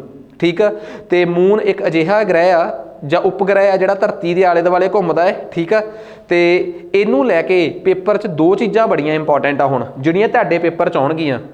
ਗੌਰ ਨਾਲ ਸੁਣਿਓ, ਅਰਥ ਦੇ ਆਲੇ ਦੁਆਲੇ ਘੁੰਮਦਾ, ਜਾਣੀ ਕਿ ਧਰਤੀ ਦੇ ਦੁਆਲੇ ਇਹ ਆਪਣੀ ਵਾਰਸ਼ਿਕ ਗਤੀ ਪੂਰੀ ਕਰਦਾ, ਰੈਵੋਲੂਸ਼ਨ। ਜਿਹੜੀ ਚੀਜ਼ ਆਪਣੀ ਐਕਸਿਸ ਦੇ ਦੁਆਲੇ ਘੁੰਮੇ ਉਹਨੂੰ ਕਹਿੰਦੇ ਰੋਟੇਸ਼ਨ, ਦੈਨਿਕ ਗਤੀ। ਹੁਣ ਮੈਂ ਤੁਹਾਡੇ ਸਾਹਮਣੇ ਦੋ ਸ਼ਬਦ ਬੋਲ ਰਿਹਾ, ਇਹ PPSC ਦੇ ਫੇਵਰੇਟ ਸ਼ਬਦ ਨੇ, ਬੜੀ ਵਾਰ ਇਹ ਪੇਪਰਾਂ 'ਚ ਪੁੱਛ ਚੁੱਕੇ ਆ। ਇੱਕ ਸ਼ਬਦ ਆ ਜੀ ਸੋਲਰ ਡੇ ਤੇ ਇੱਕ ਸ਼ਬਦ ਆ ਸਿਡਰਲ ਡੇ। ਠੀਕ ਹੈ, ਇਹ ਸੋਲਰ ਡੇ ਤੇ ਸਿਡਰਲ ਡੇ ਸ਼ਬਦ ਹੈ ਕੀ ਆ, ਤੇ ਇਹਦੇ ਬਾਰੇ ਮੈਂ ਤੁਹਾਨੂੰ ਇੱਕ ਨਾ ਛੋਟੀ ਜਿਹੀ ਕਿੱਸਾ ਸੁਣਾਉਣਾ। ਮੈਂ ਜਿੱਥੇ ਖੜਾ, ਮੇਰੇ ਖੱਬੇ ਹੱਥ ਇੱਕ ਲਾਈਟ ਜਗ ਰਹੀ ਆ, ਮੰਨ ਕੇ ਚਲੋ ਜਿੱਧਰ ਮੇਰਾ ਹੱਥ ਖੜਾ ਹੈ ਇਹ ਸੂਰਜ ਆ, ਤੇ ਜਿਹੜੇ ਕੈਮਰੇ 'ਚ ਮੈਂ ਦੇਖ ਰਿਹਾ ਇਹ ਇੱਕ ਤਾਰਾ ਹੈ ਤੇ ਮੈਂ ਧਰਤੀ ਆ। ਤੁਹਾਨੂੰ ਪਤਾ ਕਿ ਮੈਂ ਸੂਰਜ ਦੇ ਦੁਆਲੇ ਰਿਵੋਲਵ ਕਰਨਾ ਹੈ, ਸੂਰਜ ਦੇ ਦੁਆਲੇ ਘੁੰਮਣਾ ਹੈ, ਤੇ ਮੈਂ ਆਪਣੀ ਐਕਸਿਸ ਦੇ ਦੁਆਲੇ ਵੀ ਘੁੰਮਣਾ ਹੈ। ਦੋ ਕੰਮ ਆ ਮੇਰੇ। ਠੀਕ ਆ, ਕਾਫੀ ਬਿਜ਼ੀ ਹੈ ਇਸ ਕੰਮ 'ਚ। ਸੋ ਜੇ ਸਪੋਜ਼ ਕਰੋ ਮੈਂ ਸੂਰਜ ਦੇ ਦੁਆਲੇ ਘੁੰਮਣਾ ਤਾਂ ਮੈਨੂੰ 1 ਸਾਲ ਲੱਗ ਜਾਂਦਾ ਹੈ, ਅਪਰੋਕਸੀਮੇਟਲੀ 365 ਕੁ ਦਿਨ, ਤੇ ਪੂਰਾ ਘੁੰਮ ਕੇ ਆਪਣੀ ਜਗ੍ਹਾ ਤੇ ਆਉਣਾ, ਇਹਨੂੰ ਪੰਜਾਬੀ 'ਚ ਕਹਿੰਦੇ ਆ 360 ਡਿਗਰੀ ਘੁੰਮਣਾ। ਉੱਕਾ ਫੁੱਕਾ ਹਿਸਾਬ ਲਾਵਾਂ ਤਾਂ ਇੱਕ ਦਿਨ 'ਚ 1 ਡਿਗਰੀ ਘੁੰਮਣਾ। ਪੰਜਾਬੀ 'ਚ ਮੈਂ ਸਿੱਟਾ ਕੱਢਤਾ ਕਿ ਸਰ ਤੁਸੀਂ ਇੱਕ ਦਿਨ 'ਚ 1 ਡਿਗਰੀ ਘੁੰਮਦੇ ਹੋ, ਕਿਉਂਕਿ 360 ਕੁ ਦਿਨ ਆ, 360 ਕੁ ਡਿਗਰੀ ਹੈ। ਚਲੋ ਇਹ ਵੀ ਗੱਲ ਸਮਝ ਆ ਗਈ। ਹੁਣ ਮੈਂ ਸੂਰਜ ਦੇ ਦੁਆਲੇ ਆਪਣੀ ਐਕਸਿਸ ਦੇ ਦੁਆਲੇ ਵੀ ਘੁੰਮਣਾ ਹੈ। ਤੁਹਾਨੂੰ ਪਤਾ ਜਦੋਂ ਮੈਂ ਆਪਣੇ ਆਲੇ ਦੁਆਲੇ ਐਂ ਘੁੰਮਦਾ, ਇਹਨੂੰ ਕਹਿੰਦੇ ਆ ਰੋਟੇਸ਼ਨ, ਦੈਨਿਕ ਗਤੀ। ਤੇ ਰੋਟੇਟ ਕਰਕੇ ਮੈਂ ਆਪਣੀ ਤੁਹਾਡੀ ਜਾਣਕਾਰੀ ਲਈ ਦੱਸਦਾ ਕਿ ਰੋਟੇਟ ਕਰਕੇ 1 ਦਿਨ ਬਣਦਾ ਹੈ, ਪੂਰੇ 1 ਦਿਨ। ਤੁਸੀਂ ਕਹੋਗੇ ਠੀਕ ਹੈ ਸਰ 24 ਘੰਟੇ, ਮੈਂ ਕਹੂੰਗਾ ਗਲਤ। 24 ਘੰਟੇ ਦਾ ਦਿਨ ਨਹੀਂ ਹੁੰਦਾ, ਤੁਸੀਂ ਬਹੁਤ ਗਲਤ ਹੋ ਇਸ ਮਾਮਲੇ 'ਚ।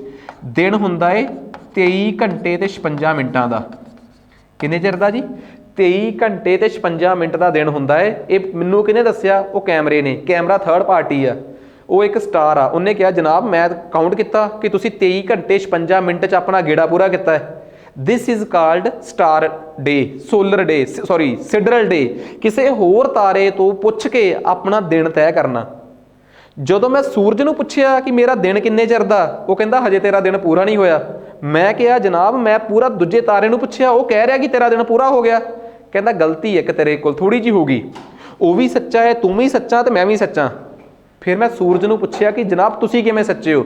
ਕਹਿੰਦੇ ਜਦੋਂ ਤੁਸੀਂ ਪੂਰੇ 24 ਘੰਟੇ 23 ਘੰਟੇ 56 ਮਿੰਟ 'ਚ ਗੇੜਾ ਪੂਰਾ ਕੀਤਾ, ਤੁਹਾਨੂੰ ਲੱਗਿਆ ਕਿ ਤੁਸੀਂ 24 ਘੰਟੇ ਜਿੰਨਾ ਪਹਿਲਾਂ ਜਿੱਥੋਂ ਚੱਲੇ ਸੀਗੇ ਬਿਲਕੁਲ ਉਹਦੇ ਬਰਾਬਰ ਪਹੁੰਚ ਗਏ, ਤੁਸੀਂ ਉਹਦੇ ਬਰਾਬਰ ਨਹੀਂ ਪਹੁੰਚੇ।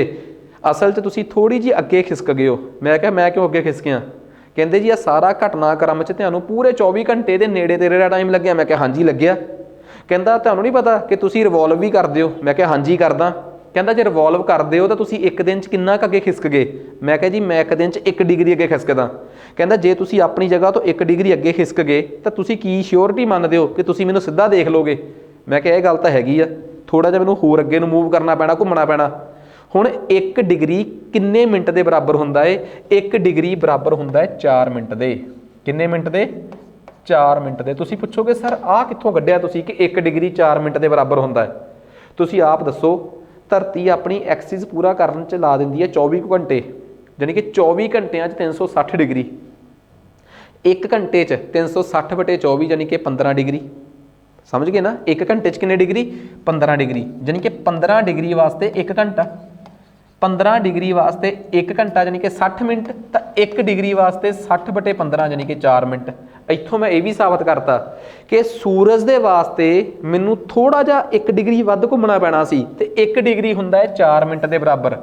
ਜੇ ਦੂਜੇ ਤਾਰੇ ਨੇ ਕਿਹਾ ਕਿ ਜਨਾਬ ਤੁਹਾਨੂੰ ਤਾਂ 23 ਘੰਟੇ 56 ਮਿੰਟ ਲੱਗੇ ਆ, ਇਹ ਮੇਰਾ ਅਸਲੀ ਟਾਈਮ ਆ ਧਰਤੀ ਦਾ, ਸੂਰਜ ਦਾ ਗੇੜਾ ਕੱਢਣ ਦਾ, ਪਰ ਸੂਰਜ ਕਹਿੰਦਾ ਕਿ ਮੇਰੇ ਵਾਸਤੇ ਤੁਹਾਨੂੰ 4 ਮਿੰਟ ਹੋਰ ਘੁੰਮਣਾ ਪਊਗਾ, ਉਹ ਬਣ ਗਿਆ ਪੂਰੇ 24 ਘੰਟੇ। ਇੱਥੋਂ ਬਾਅਦ ਮੈਨੂੰ ਅੱਜ ਇੱਕ ਗੱਲ ਸਮਝ ਆਈ ਕਿ ਜਿਹੜੀ ਗੱਲ ਨੂੰ ਮੈਂ ਅੱਜ ਤੱਕ ਨਹੀਂ ਸੀ ਕਲੀਅਰ ਕਰ ਪਾਇਆ ਉਹ ਅੱਜ ਕਲੀਅਰ ਹੋ ਗਈ। ਕਿਸੇ ਹੋਰ ਤਾਰੇ ਦੇ ਮੁਕਾਬਲੇ ਜਿਹੜਾ ਦਿਨ ਹੁੰਦਾ ਹੈ ਜਿਹਨੂੰ ਅਸੀਂ ਸੱਚਾ ਦਿਨ ਕਹਿੰਦੇ ਆ, ਦਿਸ ਇਜ਼ ਕਾਲਡ ਸਿਡਰਲ ਡੇ। ਇਹ ਤਾਂ ਹੁੰਦਾ ਹੈ ਜੀ 23 ਘੰਟੇ ਤੇ 56 ਮਿੰਟਾਂ ਦਾ। ਜਿਹੜਾ ਸੂਰਜ ਦੇ ਦੁਆਲੇ ਘੁੰਮਣ ਵਾਲਾ ਦਿਨ ਹੁੰਦਾ ਹੈ ਜੀ ਉਹ ਹੁੰਦਾ ਹੈ 24 ਘੰਟਿਆਂ ਦਾ। ਕਿੰਨੇ ਚਿਰ ਦਾ ਜੀ ਭਲਾ? 24 ਘੰਟਿਆਂ ਦਾ। ਉਮੀਦ ਕਰਦਾ ਕਿ ਸਿਡਰਲ ਡੇ ਤੇ ਸੋਲਰ ਡੇ 'ਚ ਤੁਹਾਨੂੰ ਕਹਾਣੀ ਕਲੀਅਰ ਹੋ ਗਈ ਹੋਊਗੀ। ਆਹੀ ਸਭ ਤੋਂ ਵੱਡੀ ਖਾਸੀਅਤ ਆ। ਤੇ ਮੈਂ ਤੁਹਾਡੀ ਜਾਣਕਾਰੀ ਲਈ ਇੱਕ ਗੱਲ ਹੋਰ ਦੱਸਦਾ, ਅਸੀਂ ਬੜੀਆਂ ਛੋਟੀਆਂ ਗਲਤੀਆਂ ਕਰਦੇ ਹਾਂ। ਤੁਹਾਡੇ 'ਚ ਨਾ ਬੜੇ ਜਾਣੇ ਮੈਥ ਰੀਜ਼ਨਿੰਗ ਦਾ ਇੱਕ ਚੈਪਟਰ ਪੜ੍ਹਦੇ ਆ, ਕੈਲੰਡਰ। ਮੈਥ ਵਾਲੇ ਪੜ੍ਹਾਉਣ ਵਾਲੇ ਵੀ ਫਿਰ ਇੱਕ ਗੱਲ ਕਹਿ ਦਿੰਦੇ ਆ, ਮੈਥ ਰੀਜ਼ਨਿੰਗ ਵਾਲੇ, ਕਿ ਆਓ ਇੱਕ ਰੱਟਾ ਲਗਾਤੇ ਹੈ। ਉਹ ਕੀ ਆ? ਉਹ ਰੱਟਾ ਇਹ ਹੁੰਦਾ ਕਿ ਕਿਸੇ ਵੀ ਸਾਲ ਨੂੰ 4 ਨਾਲ ਡਿਵਾਈਡ ਕਰ ਦਿਓ ਤੇ ਲੀਪ ਵਾਲਾ ਸਾਲ ਆ ਜਾਂਦਾ ਹੈ। ਪਰ ਜੇ ਕੋਈ ਸੈਂਚਰੀ ਈਅਰ ਹੋਵੇ, ਮਤਲਬ ਸ਼ਤਾਬਦੀ ਵਾਲਾ ਸਾਲ ਹੋਵੇ, ਉਹਨੂੰ 400 ਨਾਲ ਡਿਵਾਈਡ ਕਰੋ, ਫਿਰ ਲੀਪ ਈਅਰ ਦਾ ਪਤਾ ਲੱਗਦਾ ਹੈ। ਠੀਕ ਆ? ਅਸੀਂ ਉਹਨਾਂ ਦੀ ਰੀਜ਼ਨਿੰਗ ਵਾਲਿਆਂ ਦੀ ਟ੍ਰਿਕ ਨੂੰ ਟ੍ਰਿਕ ਮੰਨਦੇ ਟ੍ਰਿਕੋ ਟ੍ਰਿਕੀ ਹੋ ਜਾਂਦੇ ਆ, ਪਰ ਅਸੀਂ ਕਦੀ ਸੋਚਦੇ ਨਹੀਂ ਕਿ ਸਰ ਹੋਇਆ ਕਿਵੇਂ ਇੱਦਾਂ। ਮੈਂ ਦੱਸਦਾ ਕਿ ਹੋਇਆ ਕਿਵੇਂ। ਤੁਹਾਡੇ 'ਚੋਂ ਬਹੁਤਿਆਂ ਨੂੰ ਪਤਾ ਹੋਊਗਾ ਕਿ ਸਾਕਾ ਕੈਲੰਡਰ ਭਾਰਤ ਦਾ ਨੈਸ਼ਨਲ ਕੈਲੰਡਰ ਆ। 1956 'ਚ ਨਹਿਰੂ ਨੇ ਉਹਨੂੰ ਕੈਲੰਡਰ ਦੀ ਵੱਲੋਂ 56 ਕਿ 57 56 ਔਰ 57 'ਚ ਉਹਨੂੰ ਨੈਸ਼ਨਲ ਕੈਲੰਡਰ ਦਾ ਦਰਜਾ ਦਿਵਾਇਆ ਸੀ। ਪਰ ਮੇਰਾ ਇੰਟਰਸਟ ਇਸ ਟਾਈਮ ਭਾਰਤ ਦੇ ਨੈਸ਼ਨਲ ਕੈਲੰਡਰ ਵੱਲ ਨਹੀਂ, ਹਿੰਦੂ ਕੈਲੰਡਰ ਵੱਲ ਨਹੀਂ। ਠੀਕ ਆ? ਅਸੀਂ ਆ ਥੋੜ੍ਹੇ ਦਿਨ ਪਹਿਲਾਂ ਸ਼ਹੀਦੀ ਪੁਰਬ ਤੇ ਗੁਰੂ ਗੋਬਿੰਦ ਸਿੰਘ ਦਾ ਜਿਹੜਾ ਜਨਮ ਦਿਵਸ ਆ ਉਹਨੂੰ ਇਕੱਠੇ ਮਨਾ ਕੇ ਹਟੇ ਆ।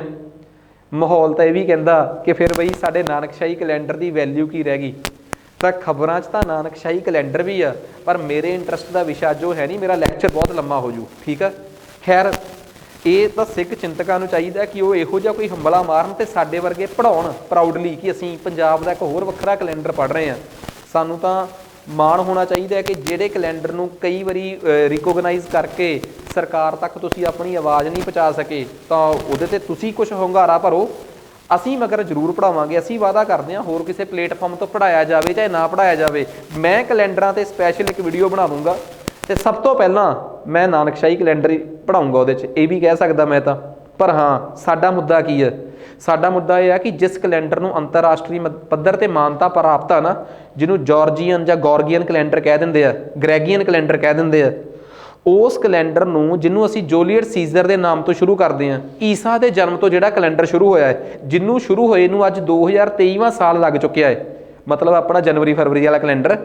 ਇਸ ਕੈਲੰਡਰ 'ਚ ਇੱਕ ਬਹੁਤ ਬੜੀ ਵੱਡੀ ਗੜਬੜ ਸੀ, ਜਿਹਨੂੰ 1582 ਈਸਵੀ 'ਚ ਪੋਪ ਗੋਰਗੀਅਨ ਨੇ ਰੈਟੀਫਾਈ ਕੀਤਾ ਸੀ। ਕੀ ਗਲਤੀ ਸੀ? ਉਹ ਗਲਤੀ ਸੁਣੋ। ਕਹਿੰਦੇ ਜੀ ਧਰਤੀ ਸੂਰਜ ਦੇ ਦੁਆਲੇ 365 ਦਿਨਾਂ 'ਚ ਗੇੜਾ ਕੱਢਦੀ ਆ, ਨਹੀਂ 365 ਦਿਨ ਪੂਰੇ ਤੇ 1/4 ਹਿੱਸਾ, ਠੀਕ ਹੈ ਜੀ। 365 ਦਿਨ ਤੇ 6 ਘੰਟੇ ਪੂਰਾ ਕਰਦੀ ਹੈ ਜੀ। 4 ਸਾਲਾਂ ਬਾਅਦ 6 ਘੰਟੇ ਬਣ ਕੇ ਹੋ ਗਏ 24 ਘੰਟੇ, ਇੱਕ ਦਿਨ ਵੱਧ ਗਿਆ। ਕਹਿੰਦੇ ਹਾਂਜੀ ਬਣਾਓ ਜੀ ਜਨਵਰੀ, ਫਰਵਰੀ, ਮਾਰਚ, ਅਪ੍ਰੈਲ। ਚੌਥੇ ਸਾਲ ਵਾਲੀ ਜਿਹੜੀ ਫਰਵਰੀ ਹੋਊਗੀ ਨਾ, ਚੌਥੇ ਸਾਲ ਵਾਲੀ ਫਰਵਰੀ ਨੂੰ ਤੁਸੀਂ ਇੱਦਾਂ ਕਰਿਓ, ਚੌਥੇ ਸਾਲ ਵਾਲੀ ਫਰਵਰੀ ਨੂੰ 28 ਦੀ ਜਗ੍ਹਾ ਤੇ 29 ਦਾ ਕਰ ਦਿਓ। ਮੈਂ ਕਿਹਾ ਠੀਕ ਹੈ ਜੀ, ਕੋਈ ਚੱਕਰ ਨਹੀਂ। ਚੌਥੇ ਸਾਲ ਦੀ ਫਰਵਰੀ ਨੂੰ 28 ਦੀ ਜਗ੍ਹਾ ਤੇ ਆਪਾਂ 29 ਦਾ ਕਰ ਦਾਂਗੇ, ਕੋਈ ਪ੍ਰੋਬਲਮ ਨਹੀਂ ਆਊਗੀ। ਪਰ ਹੋਇਆ ਕੀ, ਇੱਕ ਗੜਬੜ ਹੋਰ ਦੇਖਣ ਨੂੰ ਮਿਲ ਗਈ। ਫਿਰ ਅਸਲ 'ਚ ਜਿਹਨੂੰ ਅਸੀਂ ਕਿਹਾ ਸੀ ਨਾ ਕਿ ਧਰਤੀ ਸੂਰਜ ਦੇ ਦੁਆਲੇ 365 ਦਿਨ ਤੇ 24 ਘੰਟਿਆਂ 365 ਦਿਨ ਤੇ 6 ਘੰਟਿਆਂ 'ਚ ਗੇੜਾ ਪੂਰਾ ਕਰਦੀ ਆ, ਅਸਲ 'ਚੋਂ 6 ਘੰਟੇ ਨਹੀਂ ਸੀਗੇ। ਅਸੀਂ ਬੜਾ ਵੱਡਾ ਝੋਲ ਕਰ ਗਏ, ਅਸਲ 'ਚ ਸੀ ਉਹ 5 ਘੰਟੇ 48 ਮਿੰਟ ਤੇ 46 ਸਕਿੰਟ। ਮਤਲਬ ਸਿੱਧਾ ਸਿੱਧਾ ਕਿੰਨੇ ਘੰਟਿਆਂ ਦਾ ਝੋਲ ਹੋ ਗਿਆ, ਉੱਕਾ ਫੁੱਕਾ 11 ਮਿੰਟਾਂ ਦਾ ਝੋਲ। ਤੇ 1582 ਈਸਵੀ ਤੱਕ ਪਹੁੰਚਦੇ ਪਹੁੰਚਦੇ ਉਹ ਕੈਲੰਡਰ 1582 ਸਾਲਾਂ ਦਾ ਹੋ ਗਿਆ ਸੀਗਾ। ਉੱਕਾ ਫੁੱਕਾ ਮੰਨੋ 1600 ਸਾਲਾਂ ਦਾ ਹੋ ਗਿਆ ਸੀ। 1600 ਸਾਲਾਂ 'ਚ 11 ਮਿੰਟਾਂ ਦਾ ਝੋਲ ਬਣ ਕੇ ਤੇ 10 ਦਿਨਾਂ ਦਾ ਫਰਕ ਪੈ ਗਿਆ ਤੇ 10 ਦਿਨ ਕੈਲੰਡਰ ਖਿਸਕ ਗਿਆ, ਕਿਉਂਕਿ ਅਸੀਂ ਤਾਂ ਸੋਚਿਆ ਸੀ 12 ਮਿੰਟ ਦਾ ਰੌਲਾ ਹੈ। ਪੌਪ ਗੌਗਰੀ 13 ਸੀ ਜਿਹੜੇ, ਉਹਨਾਂ ਨੇ ਕਿਹਾ ਕਿ ਫਿਰ ਕੈਲੰਡਰ 'ਚੋਂ ਇਹਨਾਂ 10 ਦਿਨਾਂ ਦਾ ਕੀ ਕੀਤਾ ਜਾਵੇ। 1582 ਦਾ ਉਹ ਸਾਲ ਸੀਗਾ, 1582 ਦੇ ਉਸ ਸਾਲ 'ਚ ਪੌਪ ਸੀਗੇ ਉਦੋਂ ਦੇ, ਪੂਰੀ ਦੀ ਪੂਰੀ ਈਸਾਈ ਚਰਚ ਉਹਨਾਂ ਨੂੰ ਮੰਨਦੀ ਸੀ। ਨਵਾਂ ਰੈਨੀਸੈਂਸ ਦਾ ਦੌਰ ਸੀ, ਪੁਨਰ ਜਾਗਰਣ ਦਾ ਦੌਰ ਸੀ, ਠੀਕ ਆ। ਯੂਰਪ ਹਰ ਇੱਕ ਗੱਲ ਨੂੰ ਤਰਕ ਦੇ ਆਧਾਰ ਤੇ ਮੰਨਣ ਲੱਗ ਪਿਆ ਸੀਗਾ ਤੇ ਗੱਲ ਜੱਜ ਵੀ ਰਹੀ ਸੀ, ਗੱਲ ਵੀ ਤਰਕ ਦੀ, ਦੌਰ ਵੀ ਤਰਕ ਦਾ ਸੀਗਾ। ਸਿੱਧਾ 4 ਤੋਂ ਬਾਅਦ ਅਗਲੇ ਨੇ 15 ਤਰੀਕ ਭੜਕਾ ਕੇ ਮਾਰੀ। ਫਿਰ ਹੁਣ ਰੌਲਾ ਇਹ ਸੀ ਕਿ ਇਦਾਂ ਕਰਾਂਗੇ 1500 ਸਾਲਾਂ ਬਾਅਦ ਫਿਰ 10 ਦਿਨ ਗੈਪ ਕਰ ਦਿਆ ਕਰਾਂਗੇ। ਕਹਿੰਦੇ ਇਦਾਂ ਨਾ ਕਰੋ, ਹੁਣ ਦੱਸੋ ਕਿ ਇਹ 10 ਦਿਨਾਂ ਨੂੰ ਕਿਵੇਂ ਐਡਜਸਟ ਕੀਤਾ ਜਾਵੇ। ਕਹਿੰਦੇ ਜੀ ਇਹ ਕਰੋ ਕਿ ਇਹਨਾਂ 10 ਦਿਨਾਂ ਨੂੰ ਐਡਜਸਟ ਕਰਨ ਵਾਸਤੇ ਨਾ ਸਾਨੂੰ ਇੱਕ ਬੜੀ ਸਕੀਮ ਲਾਉਣੀ ਪਊਗੀ। ਅਸੀਂ ਹਰ ਚੌਥਾ ਸਾਲ ਲੀਪ ਈਅਰ ਬਣਾ ਦਿੰਦੇ ਹਾਂ, ਸਾਨੂੰ ਕੁਛ ਕੁ ਸਾਲ ਵਿੱਚੋਂ ਖਸਕਾਉਣੇ ਪੈਣਗੇ। ਕਹਿੰਦੇ ਕਿੰਨੇ ਕੁ ਸਾਲ ਖਸਕਾਉਣੇ ਪੈਣਗੇ ਆਪਾਂ ਨੂੰ ਵਿੱਚੋਂ ਇਹੋ ਜਿਹੇ ਜਿਹਦੇ ਨਾਲ ਐਡਜਸਟਮੈਂਟ ਹੋ ਸਕੇ। ਕਹਿੰਦੇ ਉੱਕਾ ਫੁੱਕਾ ਮੰਨ ਕੇ ਚੱਲੋ ਕਿ ਜੇ ਆਪਾਂ ਲਾ ਲਓ ਹਿਸਾਬ ਕਿ 400 ਪਿੱਛੇ 3 ਕੁ ਸਾਲ ਖਸਕਾ ਲਈਏ ਤਾਂ ਠੀਕ ਰਹੂਗਾ ਕੰਮ। 400 ਸਾਲਾਂ 'ਚੋਂ 3 ਕੁ ਸਾਲ ਖਸਕਵਾ ਲਈਏ, ਠੀਕ ਹੈ, ਫਿਰ ਠੀਕ ਰਹੂਗਾ, ਪੂਰਾ ਬੈਲੈਂਸ ਬਣ ਜਾਊਗਾ। 100 ਸਾਲਾਂ 'ਚੋਂ ਵੀ ਇੱਕ ਨਹੀਂ ਖਸਕਾ ਸਕਦੇ, ਕਿਉਂਕਿ ਫਿਰ 400 ਸਾਲਾਂ 'ਚੋਂ 4 ਖਿਸਕ ਜਾਂਦੇ ਆ, ਹੋਰ ਸ਼ਿਫਟ ਹੋ ਜਾਂਦਾ। ਖਿਚੜੀ ਅੱਧੀ ਪੱਕੀ ਤੋਂ ਪੂਰੀ ਪੱਕੀ ਤੋਂ ਜ਼ਿਆਦਾ ਪੱਕ ਜੂ, ਥੱਲੇ ਲੱਗ ਜਾਊਗੀ। ਕਹਿੰਦੇ ਫਿਰ ਕੀ ਕੀਤਾ ਜਾਵੇ। ਕਹਿੰਦੇ ਬੈਸਟ ਆਪਸ਼ਨ ਤਾਂ ਇਹੀ ਆ ਕਿ 400 ਸਾਲਾਂ 'ਚੋਂ 3 ਸਾਲ ਹੋਰ ਖਸਕਾਉਣੇ ਪੈਣਗੇ। ਲੀਪ ਈਅਰ ਜਿਹੜੇ ਵਾਧੂ ਬੜੇ ਹੋਏ ਆ ਉਹ ਘਟਾਉਣੇ ਪੈਣਗੇ। ਕਹਿੰਦੇ 400 ਸਾਲਾਂ 'ਚੋਂ ਕਿਹੜੇ ਸਾਲ ਖਸਕਾਏ ਜਾਣ। ਫਿਰ ਕਿਸੇ ਨੇ ਵਧੀਆ ਮੇਰੇ ਵਰਗਾ ਮੈਥਮੈਟੀਸ਼ੀਅਨ ਬੈਠਾ ਹੋਊਗਾ, ਮਤਲਬ ਕਿ ਜਿਹਦਾ ਮੈਥ ਇੰਨਾ ਕੁ ਕਮਜ਼ੋਰ ਹੋਊਗਾ ਕਿ ਜਿਹਨੂੰ ਪਤਾ ਕਿ ਜੇ ਮੈਂ 85 ਨੂੰ ਜਾਂ 87 ਨੂੰ ਡਿਵਾਈਡ ਕਰੂੰਗਾ ਤਾਂ ਮੈਂ ਉਲਝਣਾ ਹੀ ਉਲਝਣਾ। ਫਿਰ ਉਹਨੇ ਦੱਸਿਆ ਕਿ 400 'ਚੋਂ ਪਤਾ ਕਿਹੜੇ ਸਾਲ ਖਸਕਾਓ। 100 ਵਾਲਾ ਖਸਕਾ ਲਓ, 200 ਵਾਲਾ ਖਸਕਾ ਲਓ, 300 ਵਾਲਾ ਖਸਕਾ ਲਓ, 400 ਵਾਲਾ ਰੱਖ ਲਓ, 500 ਵਾਲਾ ਖਸਕਾ ਲਓ, 600 ਵਾਲਾ ਖਸਕਾ ਲਓ, 700 ਵਾਲਾ ਖਸਕਾ ਲਓ, 800 ਵਾਲਾ ਰੱਖ ਲਓ। ਯਾਦ ਰੱਖਣਾ ਵੀ ਸੌਖਾ ਕਿ ਭਾਈ ਵੈਸੇ ਤਾਂ ਸਾਰੇ ਹੀ ਲੀਪ ਈਅਰ ਹੋਣਗੇ ਜਿਹੜੇ 4 ਤੇ ਭਾਗ ਹੋਣਗੇ, ਪਰ ਜਿਹੜੇ ਅਖੀਰਲੇ ਸਾਲ ਆ ਉਹ 400 ਦੇ ਡਿਵਾਈਡ ਹੋਣ ਵਾਲੇ ਹੋਣਗੇ। ਇੱਥੋਂ ਉਹ ਟ੍ਰਿਕ ਬਣੀ ਆ, ਜਿਹੜੀ ਟ੍ਰਿਕ ਨੂੰ ਤੁਸੀਂ ਮੈਂ ਸਾਰੇ ਬੜਾ ਪਿਆਰ ਕਰਦੇ ਆ ਤੇ ਕਈ ਵਾਰੀ ਅਸੀਂ ਸੋਚਦੇ ਆ ਕਿ ਇਹ ਟ੍ਰਿਕ ਜਿਹੜੀ ਆ ਉਹ ਸਾਨੂੰ ਪੜ੍ਹਾਉਣ ਵਾਲੇ ਮਾਸਟਰ ਨੇ ਪੜ੍ਹਾਈ ਆ। ਸਾਨੂੰ ਪੜ੍ਹਾਉਣ ਵਾਲੇ ਮਾਸਟਰਾਂ ਨੇ ਨਹੀਂ, ਉਹਨਾਂ ਦੇ ਵੀ ਮਾਸਟਰਾਂ ਨੇ ਬਣਾ ਕੇ ਸਾਨੂੰ ਇਹ ਟ੍ਰਿਕ ਦਿੱਤੀ ਹੋਈ ਆ। ਅਸਲ 'ਚ ਇਹ ਟ੍ਰਿਕ ਯੂਰਪ ਤੋਂ ਆਈ ਆ ਤੇ ਇਸ ਟ੍ਰਿਕ ਦਾ ਆਹ ਬੇਸਿਕ ਮੋਟਿਵ ਸੀਗਾ ਜੋ ਤੁਹਾਡੇ ਤੱਕ ਪਹੁੰਚਾਉਣਾ ਸੀ ਮੈਂ। ਆ ਜਾਓ ਜੀ ਅੱਗੇ ਚੱਲਦੇ ਹਾਂ ਆਪਾਂ, ਫਿਰ ਕਹਾਣੀ ਨੂੰ ਅਗਲੇ ਲੈਵਲ ਤੇ ਲੈ ਕੇ ਚੱਲਦੇ ਹਾਂ, ਕਿਉਂਕਿ ਮਸਲਾ ਤੇ ਆਪਣਾ ਇਹੀ ਆ ਨਾ ਕਿ ਆਪਣਾ ਕਨਸੈਪਟ ਕਲੀਅਰ ਹੋ ਜੇ। ਤਾਂ ਅਰਥ ਬਾਰੇ ਤਾਂ ਬਹੁਤ ਕੁਝ ਦੱਸਦਾ ਮੈਂ, ਤੇ ਮੈਂ ਇੱਕ ਗੱਲ ਬੜੀ ਕਲੀਅਰ ਦੱਸਣਾ ਚਾਹੁੰਦਾ। ਬੜੇ ਲੋਕਾਂ ਨੂੰ ਲੱਗਦਾ ਕਿ ਅਰਥ ਗੋਲ ਆ ਤੇ ਬੜਿਆਂ ਨੂੰ ਲੱਗਦਾ ਅਲਿਪਸ ਆ। ਨਾ ਤਾਂ ਧਰਤੀ ਸਫੇਅਰ ਆ ਤੇ ਨਾ ਹੀ ਧਰਤੀ ਅਲਿਪਸ ਆ। ਅਰਥ ਐਵੇਂ ਜਿਹੀ ਦੀ ਆ, ਮਤਲਬ ਕਿ ਹੈ ਤਾਂ ਗੋਲ ਪਰ ਫਿਰ ਵੀ ਪੋਲਸ ਵਾਲੇ ਪਾਸਿਓਂ ਥੋੜੀ ਜਿਹੀ ਫਲੈਟਨਡ ਆ ਤੇ ਇਕੁਏਟਰ ਵਾਲੇ ਪਾਸਿਓਂ ਥੋੜੀ ਜਿਹੀ ਚਪਟੀ ਆ, ਠੀਕ ਆ। ਪੋਲਸ ਜਿਹੜੇ ਆ ਉਹ ਧਰਤੀ ਦੇ ਸੈਂਟਰ ਦੇ ਥੋੜੀ ਜਿਹੀ ਵੱਧ ਨੇੜੇ ਆ। ਇਸੇ ਕਰਕੇ ਸੁਣਨ 'ਚ ਆਇਆ ਹੋਣਾ ਕਿ ਉੱਥੇ ਗ੍ਰੈਵਿਟੀ ਵੱਧ ਆ।